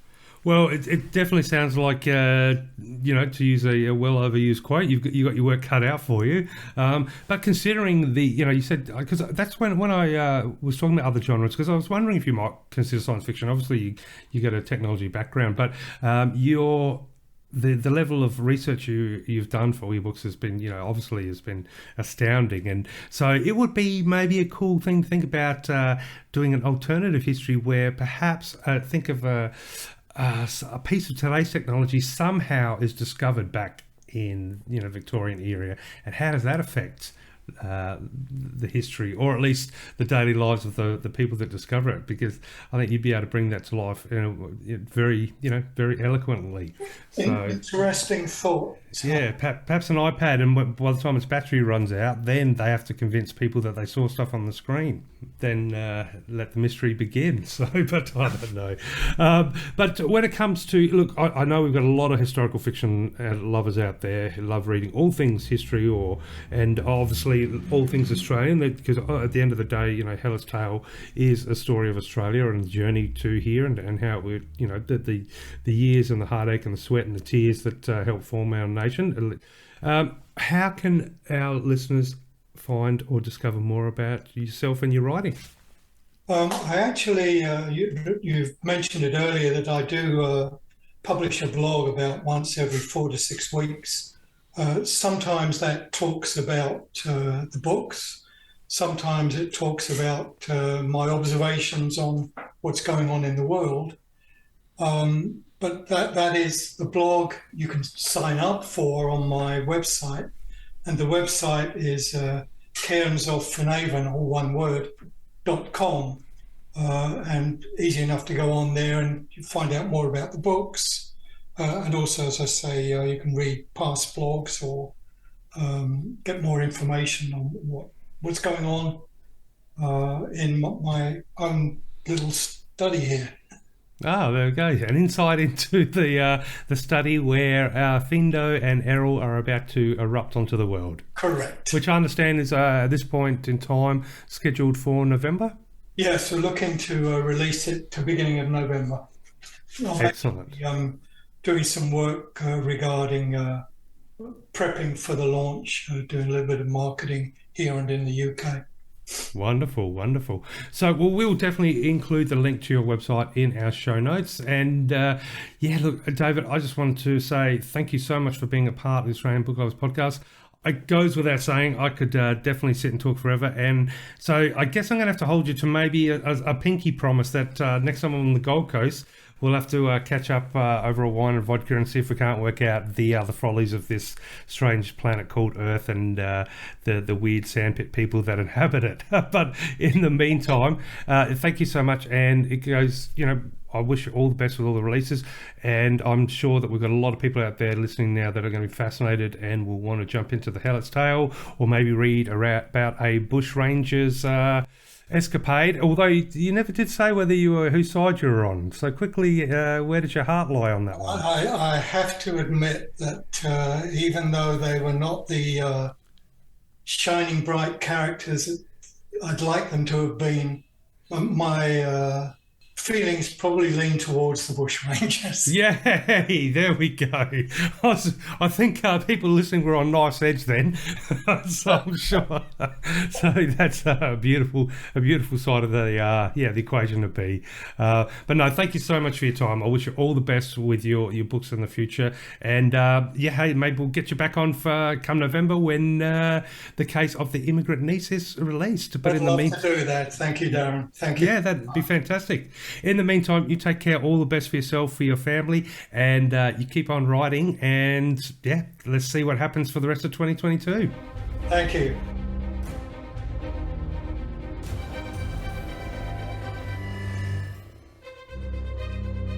Thank you, David Cairns, for an interesting and wide-ranging discussion with Darren. Of course, Darren, your discussion's always pretty wide-ranging. One thing I do remember that David said was ignore history at your peril. And interesting that they, are talking about sort of the early days and the gold rushes and those kind of things, because not this weekend, but next weekend, my hubby is off to do some detecting with a friend of mine who is a mad lapidarist. Like, she loves the gems and stones and all those kind of things. She's been up in Lightning Ridge looking at dinosaur bones. Didn't get the really big ones like they discovered not that long ago, but she loves fossicking. So she is off with my husband. Another friend and I are going to sit back, read books and drink wine. So I think I got the best end of the deal. Well, yes, you did, but yeah, I know. I thought I might get some pushback. Well. I thought I might get some pushback from you as a a gemstone person as well. So yes, that was interesting. And look, also about the female factory in Tassie. I've been down there. I lived down in Tassie for 6 months, or Palawa as it is, and that is an eerie, sad, spooky place down there. You can feel the ghosts of all those women and children, and it's a toughie. The same with Port Arthur, and I was there before the tragedy that happened, with the murders that went on down there, and you can just feel it. Something spooky about old factories that aren't being used anyway. Full stop. I don't know what it is, because there's nothing about the buildings that have anything to do with happiness. No, as a general rule, No. So like here, and it's been used for quite a few movie locations here in Port Adelaide. It's quite scenic now. Yeah. But a lot of the old factories there and sort of industrial zones against the water that have been forgotten to time, so to speak. They do carry a certain atmosphere, and no doubt buildings that have a little bit more history with regards to maybe extreme sort of circumstances would definitely have that extra element to atmosphere, wouldn't they? Yeah, it's eerie. But I did get down some rabbit holes looking about what it would be like, really and truly, to be, one of the early European settlers, and even, around the gold rushes and things, because I am in the goldfields. Our library is called the Goldfields Library, so we are right in the middle of the Bendigo and Ballarat and those kind of things. And did you know that they're still discovering like a stack of gold in Victoria? So, current production, they're still getting 650,000 ounces of gold per annum. Oh, wow. Can you believe that? Yeah. Well, I was surprised, and I probably knew this in primary school, when what's back recorded. in the gold rush, sort of, when I was learning about it. But back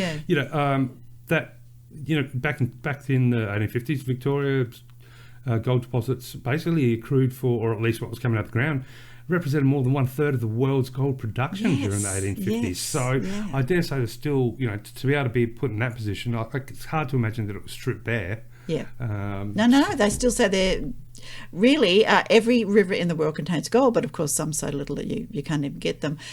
You still need a miner's license to fossick around for gold in Victoria. So I'm not sure about other states, but yes. So my friend of course has her. She lives up in Wodonga, and so she does a lot of fossicking all around the traps. But there you go. However, I came across a really good site from SBS, so sbs.com/gold/daily life on the diggings. Now, I think there was a show out which dealt a lot with the Chinese immigrants who came over and, believed that kind of Melbourne was the new gold mountain. But it was really interesting. I think SBS have done it particularly well. We talked about history before this. What was daily life on the diggings? Because I thought, were there any women out there? Were there any European women? And of course, yes, they were. In fact, there was a little bit, they kind of had almost a little bit of a liberation, because had they stayed in England, they would have had to just, do the house and the children and that kind of thing. Whereas when they came out here helping on the gold fields and all those kind of things, there was a lot more that they could do, including doing the gold bits and pieces. So there is also a great section contributed to this website by Deanne Gilson and Tammy Gilson, who are Wadawurrung traditional custodians, and they talk about sort of the disruptions of the Wadawurrung people, but also and how ancestral country and families were broken and stripped away for generations. But they also talk about how the Wadawurrung people adapted to the new life on the gold fields. Some people worked alongside the white people, and of course they helped them survive. They helped the white people survive by showing them how to strip bark, by sharing sort of bush tucker with them. Of course the Europeans then bought sheep and that, and they then patted down all the yams and those kind of things, and the Aboriginal people in that area had eel nets and all those kind of things, and they showed them how to do baskets and how to use stones, because things didn't come out on the ship. So it was really interesting. sbs.com/gold/daily life on the diggings, and you can read all about what the women were doing, what was people were eating and drinking. You can and the meat and the flies, and I don't think it was very romantic. So I'm not sure whether David's book goes into some of those more gruesome details, but it looks pretty tough. Oh, I think it would be, but and I know we spoke a little bit off air, but it to me, not knowing a great deal about the time period, but I look back and think, wow, it must have been such a huge contrast, because the land itself would have just been this, at times hostile and barren and hot and just against every sort of grain of pleasure of your body, in the sense of, there was no fridge with icy cold Coke or anything like that. No, definitely not. Yeah, and look, the interesting thing was that at that time, of course, in health, the belief was still that disease was spread by bad smells or miasmas rather than from poor hygiene or contaminated water. So, everybody got dysentery and typhoid and cholera, and, they had open pits of raw sewage and in with the mining waste, and all the water supplies were contaminated. So, as a health person, would have just been hideous, absolutely hideous. Probably hideous, yeah. But the irony is that dichotomy is through all that, Yeah. From that hostile land, Yeah. they're digging up rocks that'll change their lives forever. Yeah, for some, that's exactly For right. some, definitely for some. Which is, it's just free. And I'm glad you brought up, like you mentioned Chinese immigrants, because I read that, over 500,000 diggers, to what, to no pun intended, flocked to Australia. So in search of treasure. So from Britain, United States, China, Poland, Germany, just to name a few. So it's funny because I've always sort of had that abstract notion of the English sent their boats over, and then from there they started to build the sort of cities that I know today, and and in between we invited people to come and live over here, but it's not really the case, is it? No, so you've got this point where all the gold's there, not, yeah. and so realistically the British were almost pushed out the way. It was a case of just anyone from around the world came to this new land to dig for gold. Yes, but it's fun. Yeah. The Chinese people were smart in that they also brought market gardens, and they were selling fresh vegetables and doing a whole lot of things to really support their own people, and then they became good merchants. And there's a whole lot of acts that were really inappropriate, and not only for the Chinese but the Aboriginal people. But some of this stuff, this is what you can find in books. And yes, this website's really good, but I was reading the Phryne Fisher mysteries and discovered that in fact Chinese immigrants had been some of the really early settlers, and of course the people that came out on the first European boats, they were not all Anglo-Saxons, so there were a whole range of people of colour who came out right from the word go. Yeah, exactly. And I mean the smart ones sold the shovels and buckets, didn't they? That's right. Or brewed goes. the alcohol. Yeah. Yeah, but anyway, there we go. So we've got so thank you to David for that fabulous tale through his books, and please have a look at his books. And just quickly, talking about the different sorts of that melding pot of all different nationalities that came for the gold. It was interesting. I read a little bit of an article doing a bit of research for the show, and talked about, and this was somewhat symbolised by the Eureka Stockade. But there was this concept that all the gold diggers eventually forged a really strong identity, and that we look back now and was separate to the colonial British authority, so that identity was centred around the principle of mateship, a bond of loyalty, equality and solidarity, and so there we go. So all these different nationalities coming together formed a bond to sort of build a barrier between them and perceived authority or forced upon authority, and build upon principles that we know now as mateship. So what's more valuable, the gold that ended up on someone's janky watch, or the principles of mateship? Of mateship, indeed. Listeners wonder. Yeah. Now, amazingly, because I thought, I wonder what the price of gold is today, and of course the 5 things that 5 top uses of gold, not just in creating my precious, the little jewelry. Money is number 2, but in the electronic age, of course. Did you know that your iPhone, most mobile phones, contain about 0.034 grams of gold, which is about US $1.82, so not a whole lot.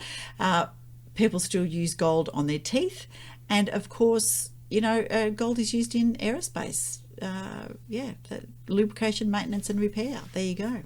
Yeah, well, I mean, there is a reason why people happily design boxes for you to dispose of your unwanted electronic goods. Yes, it's not because they care for the environment. They're getting them silver and gold and copper. I hadn't thought about that, but you are absolutely right. Oh, that's what it's for. Yeah, it is, yeah. So... Oh, there you go. And of course, the price of gold in Australia, as of the latest I've got is May 2022, was 2,471 Australian dollars per ounce, which is, it did a big blip in kind of the 2012s, and there was a little blip in kind of the 1980s. But when they first started recording it on this particular site, it was only $84.59 an ounce, and that was in 1974. So there you go.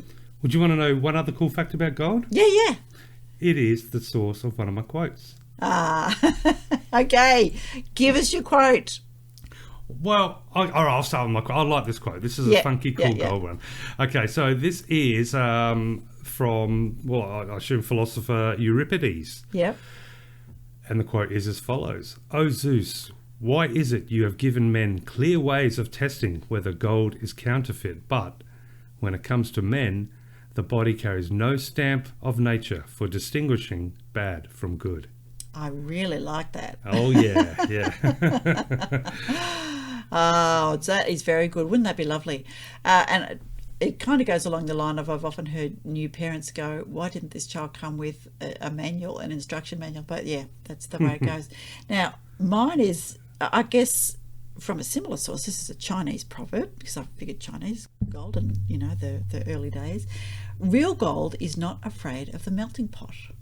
Oh, of course, because it can only be changed. It can never be, never be there boiled away. Yeah. Ah, very interesting. Nice. Have you got another quote for us? No, because I'm sticking to the sticking rules. to one. Veronica, one. Very good. But I had a backup just in case, but no, I think that's good. Well, I thought now that as we're heading towards the twilight of this episode, I thought we'd maybe step into the Writers' Lounge, because we may have a special guest in the Writers' Lounge today. Excellent. Before we return to say our goodbyes. And it's a good time of the episode to sit back and have a drink, I think. Yes. Pour a few ice cubes in the glass and, just talk writing stuff in a nice, relaxed atmosphere. What do you think? Love it. Let's bring it on. Oh, sorry, I was just having a little drink of my glass of something. So you're standing in line having a drink. You know, bouncers won't let you in when you do that. A traveller. It was tea, really. It was tea. See, well, nowadays you get away. They say it's water. Just don't smell the water bottle. Okay, I'm heading down.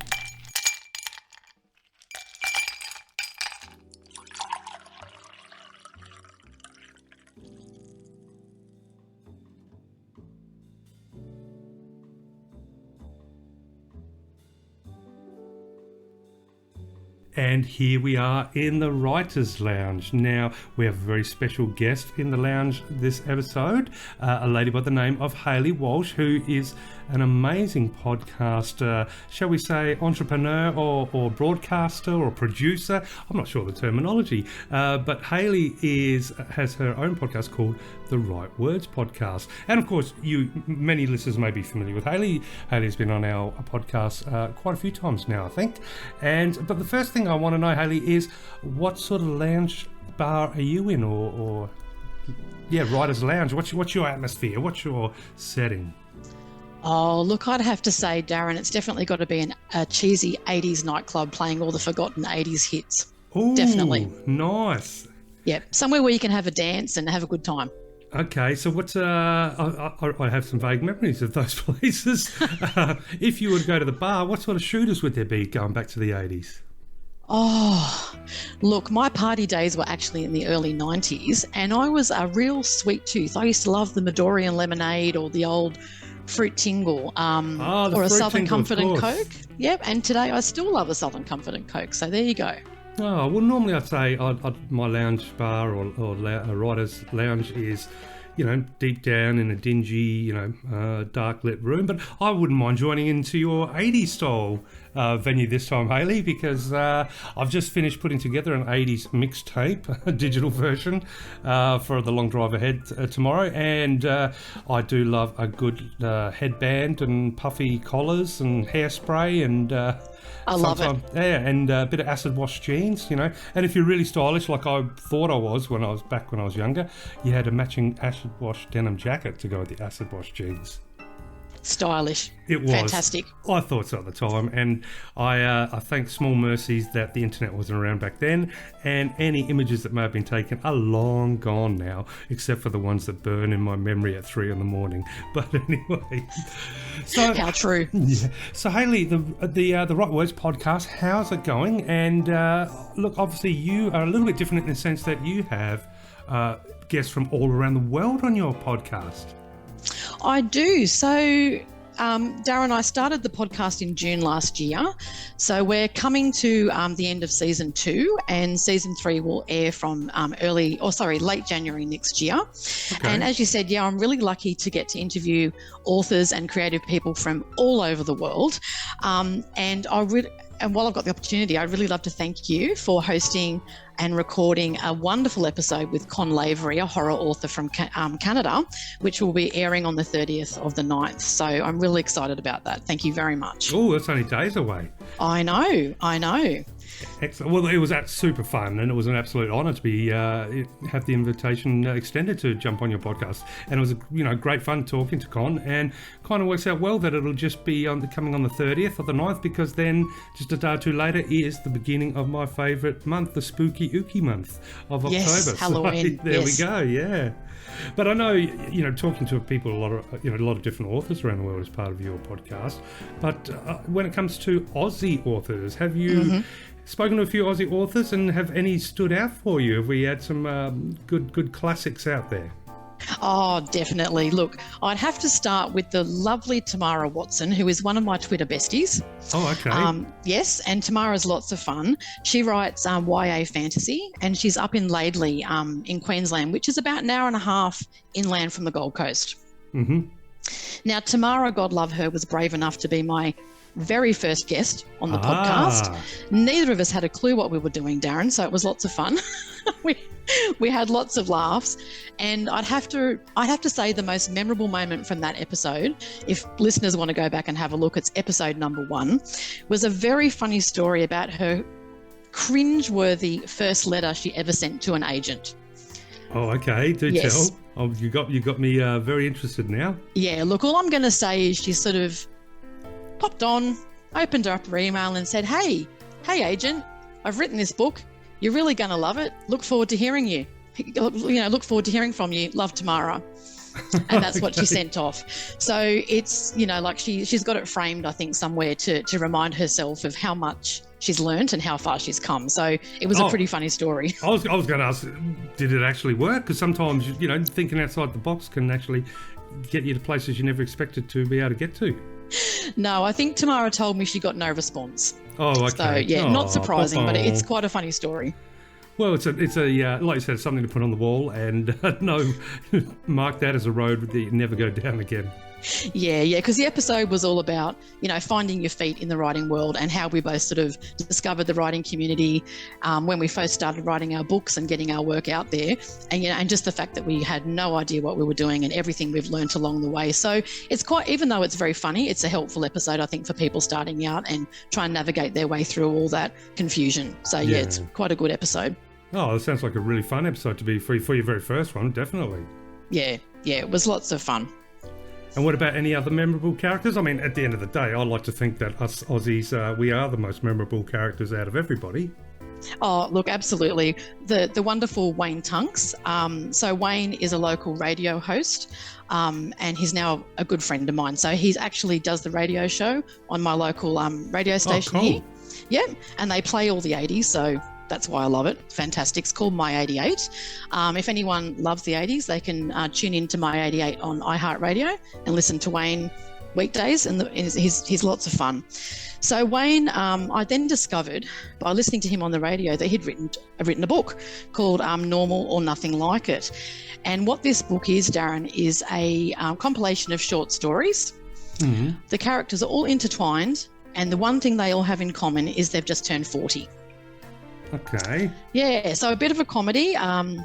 Lots of diverse characters, and, being in my 40s myself, I could relate to it. So I really enjoyed the book. I then reached out to Wayne and said, listen, I've got to have you on the podcast. And he kindly obliged. We had lots of fun. We had lots of laughs. He's got his own production company. He's a playwright, a screenwriter, author, and radio host. So he's really interesting character. So he was a wonderful guest. And he's actually raising money at the moment for cancer research. He's actually dancing, bit of dirty dancing. I don't know what he's doing, but knowing Wayne, it would be quite entertaining. Okay. And he will be performing at the Blacktown Workers Club here in Sydney, in Western Sydney. And they're having an online auction. And I'd like to thank the lovely EJ Dawson, who you guys know, and she has her books on your website, and the lovely Maria P. Freno for also donating some books along with me for Wayne's cause. So I'd like to thank those girls on air, which is very generous of them. Yeah, definitely. And I mean, stories, everyone 40, I know they say life begins at 40, but I've always, my personal discovery was that I think it just means that we begin to know how to pretend to be adults at 40. Yeah, or at least create the illusion that we know what we're doing. Exactly, yeah, exactly. How to fake it now properly. Well, no, that's a really good cause, and that's fantastic. You know, some books are being, put in there up for auction. And so when was that being held again? The online auction closes on the 10th of October. Oh, still plenty of time for our listeners if they want to jump on and have a look. Absolutely. So they can go to the My 88 Facebook page, and you can see it there, and you can click the link. And you can see a whole. There's lots. I think there's 16 prizes all up, donated by local businesses, and this is a package of books by Australian authors, which is fantastic. Well, the best authors of all, yeah, definitely. Absolutely.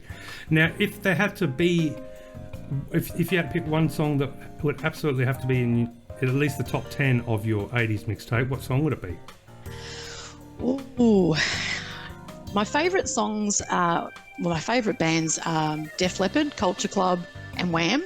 Okay, yeah, they're all good 80s bands, definitely. And Queen would be up there as well. So I'd have to say probably Photograph by Def Leppard, Move Away by Culture Club, Freedom by Wham, and One Vision by Queen would definitely be my top 4. One Vision's a good one. Isn't it fantastic? Oh, yeah, definitely. Yeah, for me it'll have to be, I think... as cliche as it is, Twisted Sister, We're Not Going to Take It, that's definitely going to be up there. At least, and I guess maybe if I wanted to be romantic, there's something to be said for Total Eclipse of the Heart. That's always a good one. It's a big epic sort of song. So yeah, those powerful 80s ballads are just wonderful, aren't they? They're the best, yeah. Yeah, you crank it up and belt it out in the car at the traffic lights while everyone looks at you and goes, what are they doing? Yeah, I definitely do that. Well, I mean, my heavy metal journey started pretty much with Twisted Sister and that song, and I got so excited by that style of music, and I still remember then for Christmas, so my birthday's Christmas Eve, so growing up, usually you had a present that was sort of your birthday and Christmas present, so to speak, and so I think I was 10, 11 when it came out, and I was allowed to, and there was this big box all wrapped up, and I was allowed to shake it and feel it, leading up to my birthday. And it was, quite a big box, and it was super heavy, and I'm thinking, what is it? And then on the day, finally, as you do, you can't sleep the night before, and I woke up and I was so excited, and I undid the wrapper, and it was a strange looking cardboard box, and I undid the box, and there was lots of newspaper, and I went in through there, and there was a brick, a literal brick in there, well, maybe there was 2 bricks, and a Twisted Sister cassette. Oh, fantastic. Yeah, but the part of me was devastated for a split second because I thought, I don't know, some magnificent toy. And then, of course, I realised, no, this is the best ever. This is even better. So then and that's where my heavy metal journey began. I'll blame it all on the 2 bricks and cassette wrapped in newspaper. But what about upcoming? You mentioned the new season starting in January. Yes. Do you have an idea of what sort of guests you've already got coming on, or...? Oh, look, I've got the guest list for next season is already full, which is fantastic. Wow. For the whole year, which is awesome. I'm just trying to think. I've got just a plethora of genres. Like I've got horror, I've got memoir, I've got rom-com. I've got a couple of guests coming back. So I've got 2 Australians. So I've got Nathan Best and Andrew Hood both coming back. Mm-hmm. So Nathan is a good story behind how I met Nathan. So my current partner and I went on a cruise in January 2019, and Nathan and his partner Stephanie were our companions at the dinner table every night on the cruise. Oh, groovy. Yeah, and then Nathan and I discovered that we were both authors, self-published authors, so we've stayed friends. He's up in Cairns, and he just landed a traditional contract with Big Sky Publishing for his military action and adventure Damien Hunter series. So really exciting for Nathan, and you can hear his episode earlier this season in season 2, and he'll be back in season 3. Well, it must be fun to be able to revisit to some of your guests, because obviously then you've got that rapport, and it makes and plus there's a lot to catch up on. Absolutely, and he'll be talking obviously about the new series, which is really exciting. So it's going to be a three book series, and he's got the contract with Big Sky Publishing. So I'm really happy for him, and he'll be coming back to talk about that, and his publishing journey. Yeah, perfect. That's amazing. And of course, speaking of guests coming back, to all of our amazing listeners out there, Hayley has been so kind enough to agree to be a little bit of a regular, shall we say, drink partaker of the Writers' Lounge. Troublemaker, rat bag. Moving forward, you can blame me, I can blame you, and we both stumble home at 4 a.m. But of course, Hayley, one of the reasons for being a regular is to let our listeners know who is coming up on the next edition of your podcast, because I know that people that listen to the Australian Book Lovers are going to love to listen to the Right Word podcast as well, the Right Word, podcast, because, it's all about yourself and chatting with authors as well. So now I think you mentioned the next episode to come out will be Con, won't it? Yes, and it's going to be, and it's epic. It's epic, so because Darren, you and I had a wonderful chat, and then your chat, followed by your chat with Con. So I'm really excited when this episode comes out. I can't wait. Yes, woohoo! And I'm thinking, will I be back? I think I might be back just in time. So that might be, because at the time of recording, I'm just about to head out for a big trek in the north of Australia, or at least the northern part of South Australia there. And I suspect I'll be back maybe just in time for that one, and I can kick back and have my celebration drink that I wasn't washed away by some weird supercells blowing through the Flinders Ranges. So that, really looking forward to that. And I would ask you, of course, who the guest is following that, but I suspect we'll save that one for your next visit to the lounge, which I hope is our next episode. And obviously, unfortunately, Veronica wasn't able to have a drink with us this episode. No, which means sadly. That means that she gets double the drinks next Writers' Lounge session.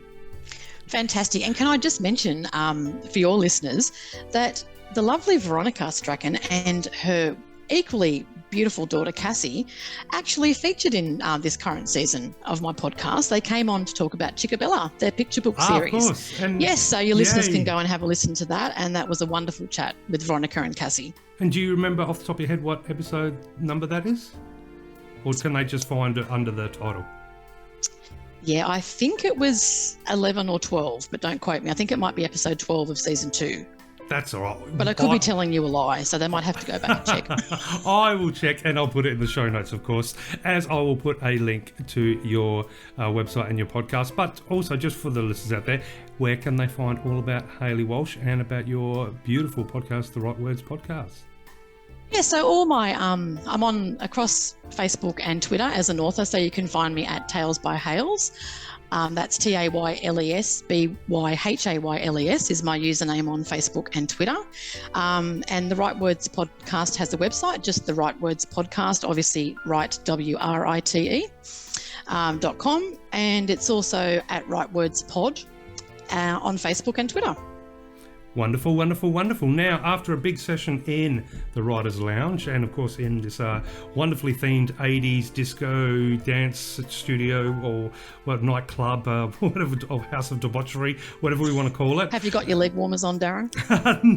No, but I may have a fake leather look jacket. You just never know.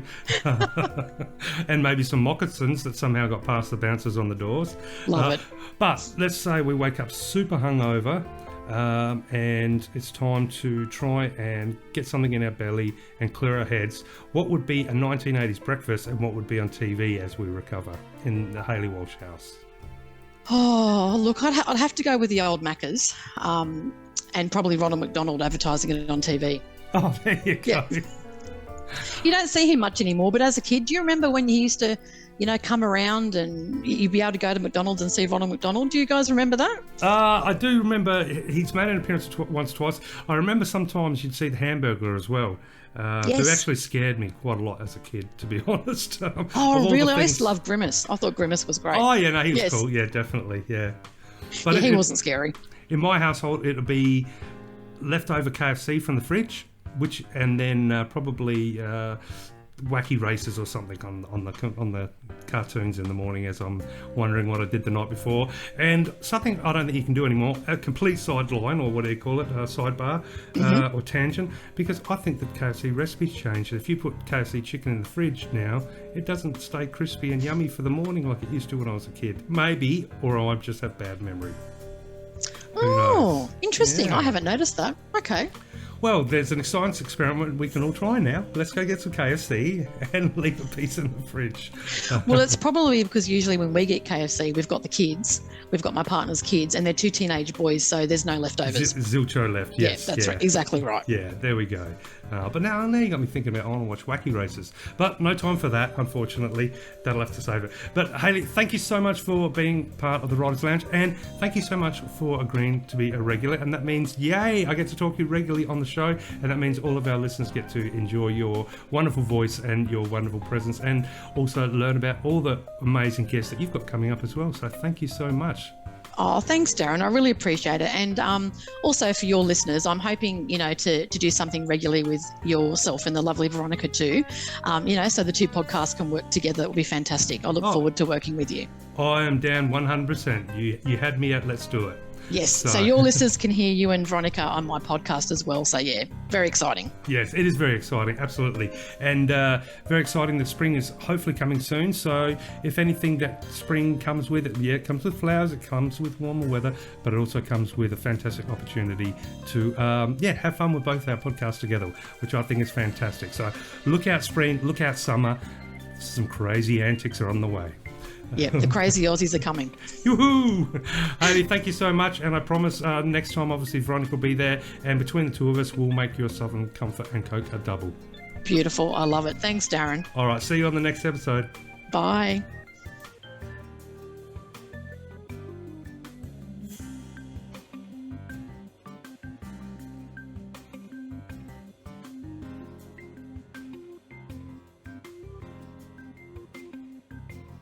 It's always tough coming out of the Writers' Lounge. Yes, there's always. I feel like there's always room for at least 2 more drinks, but at the time of recording, it is still early in the afternoon. So, well, at least I know I depart those fine, relaxing atmosphere, knowing that there's another lounge to revisit next episode. But there we are. Coming to the end of episode 68, who have we got? Well, I know we've got episode 69. Someone, 2 people very, very special, very, very exciting.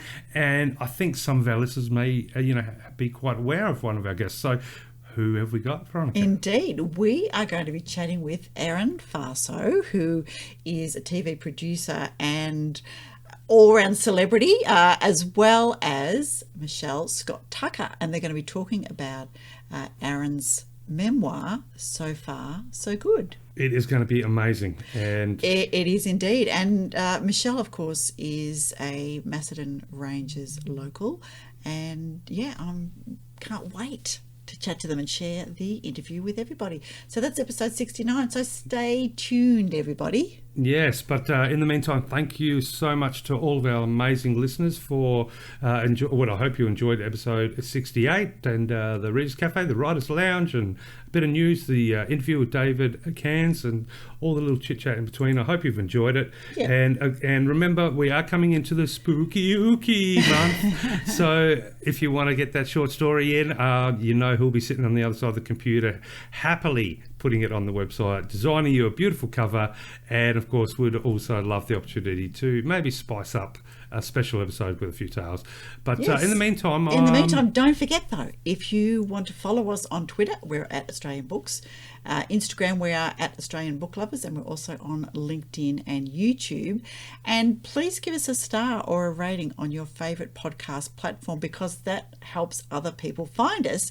And in fact, just happened to see that on the 40 best Australian book and writing podcasts, Australian Book Lovers is currently number 21. So thank you to everybody who mentioned us and who listens huge to all thank our you. fabulous episodes. So yeah, brilliant. I feel like we've got to do the Casey. Who was the radio guy? The Casey Chambers. Was he did the top 40 for Yeah. like He 40 used to years or something? Yeah, the guy with the really deep voice is No, the American guy. Yeah. Yeah. And coming up the charts. So Casey Kasem. Casey Kasem, that's not the Casey one. Chambers. Yeah, there we go. Chambers is an Australian singer. Sorry, Casey. Yeah, I was I thinking, apologise. no, it wasn't quite a deep voice. It was more like Maxwell Smart, if I remember. So we may have to do that. Maybe, hopefully, we're racing up the charts, heading towards the number one hit. But so many thank good you, things. everybody. Yeah. Really appreciate it. So I guess now we have to think about tagline. Indeed. Do we think about...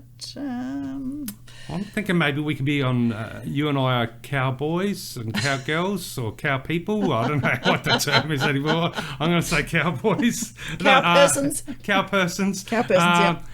Maybe, in the middle of the gold fields and everything's happening and there's some people striking rich, some people are fighting, and we have to yell above the din of everything, and because we know of a secret place, and we're trying to yell at each other where that secret gold mine is that we're going to go to.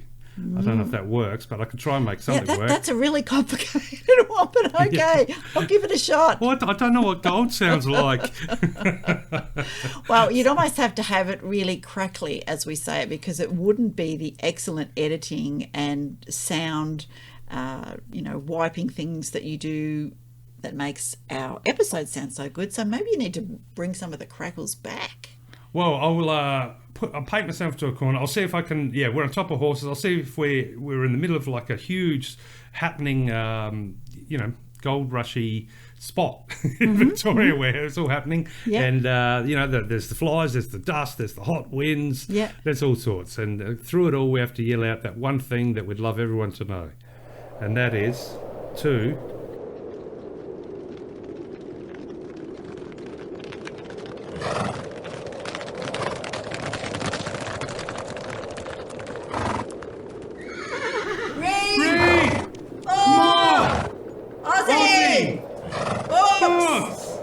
See, that's perfect. I did that while pretending to hold my cougar on my head from the wind. Well, it made the dogs get up from the window and come over to see what was wrong with me. Oh, there we go.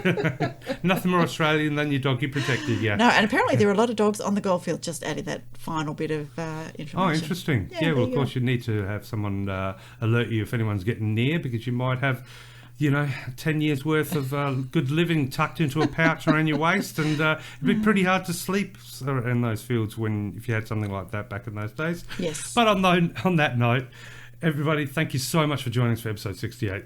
Really hope you join us for 69, and until then, take care. Bye for now.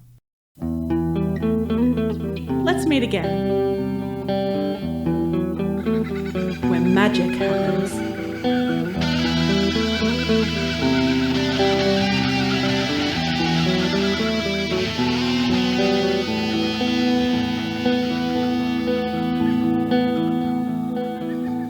Australian Book Lovers acknowledges First Nations peoples and recognises their continuous connection to country, community and to culture. We pay our respects to elders past, present and emerging, and honour the sharing of traditional stories passed down through generations. We're committed to a safe and inclusive welcome for authors and readers of all cultures and backgrounds, including people of LGBTQIA+ communities and their families.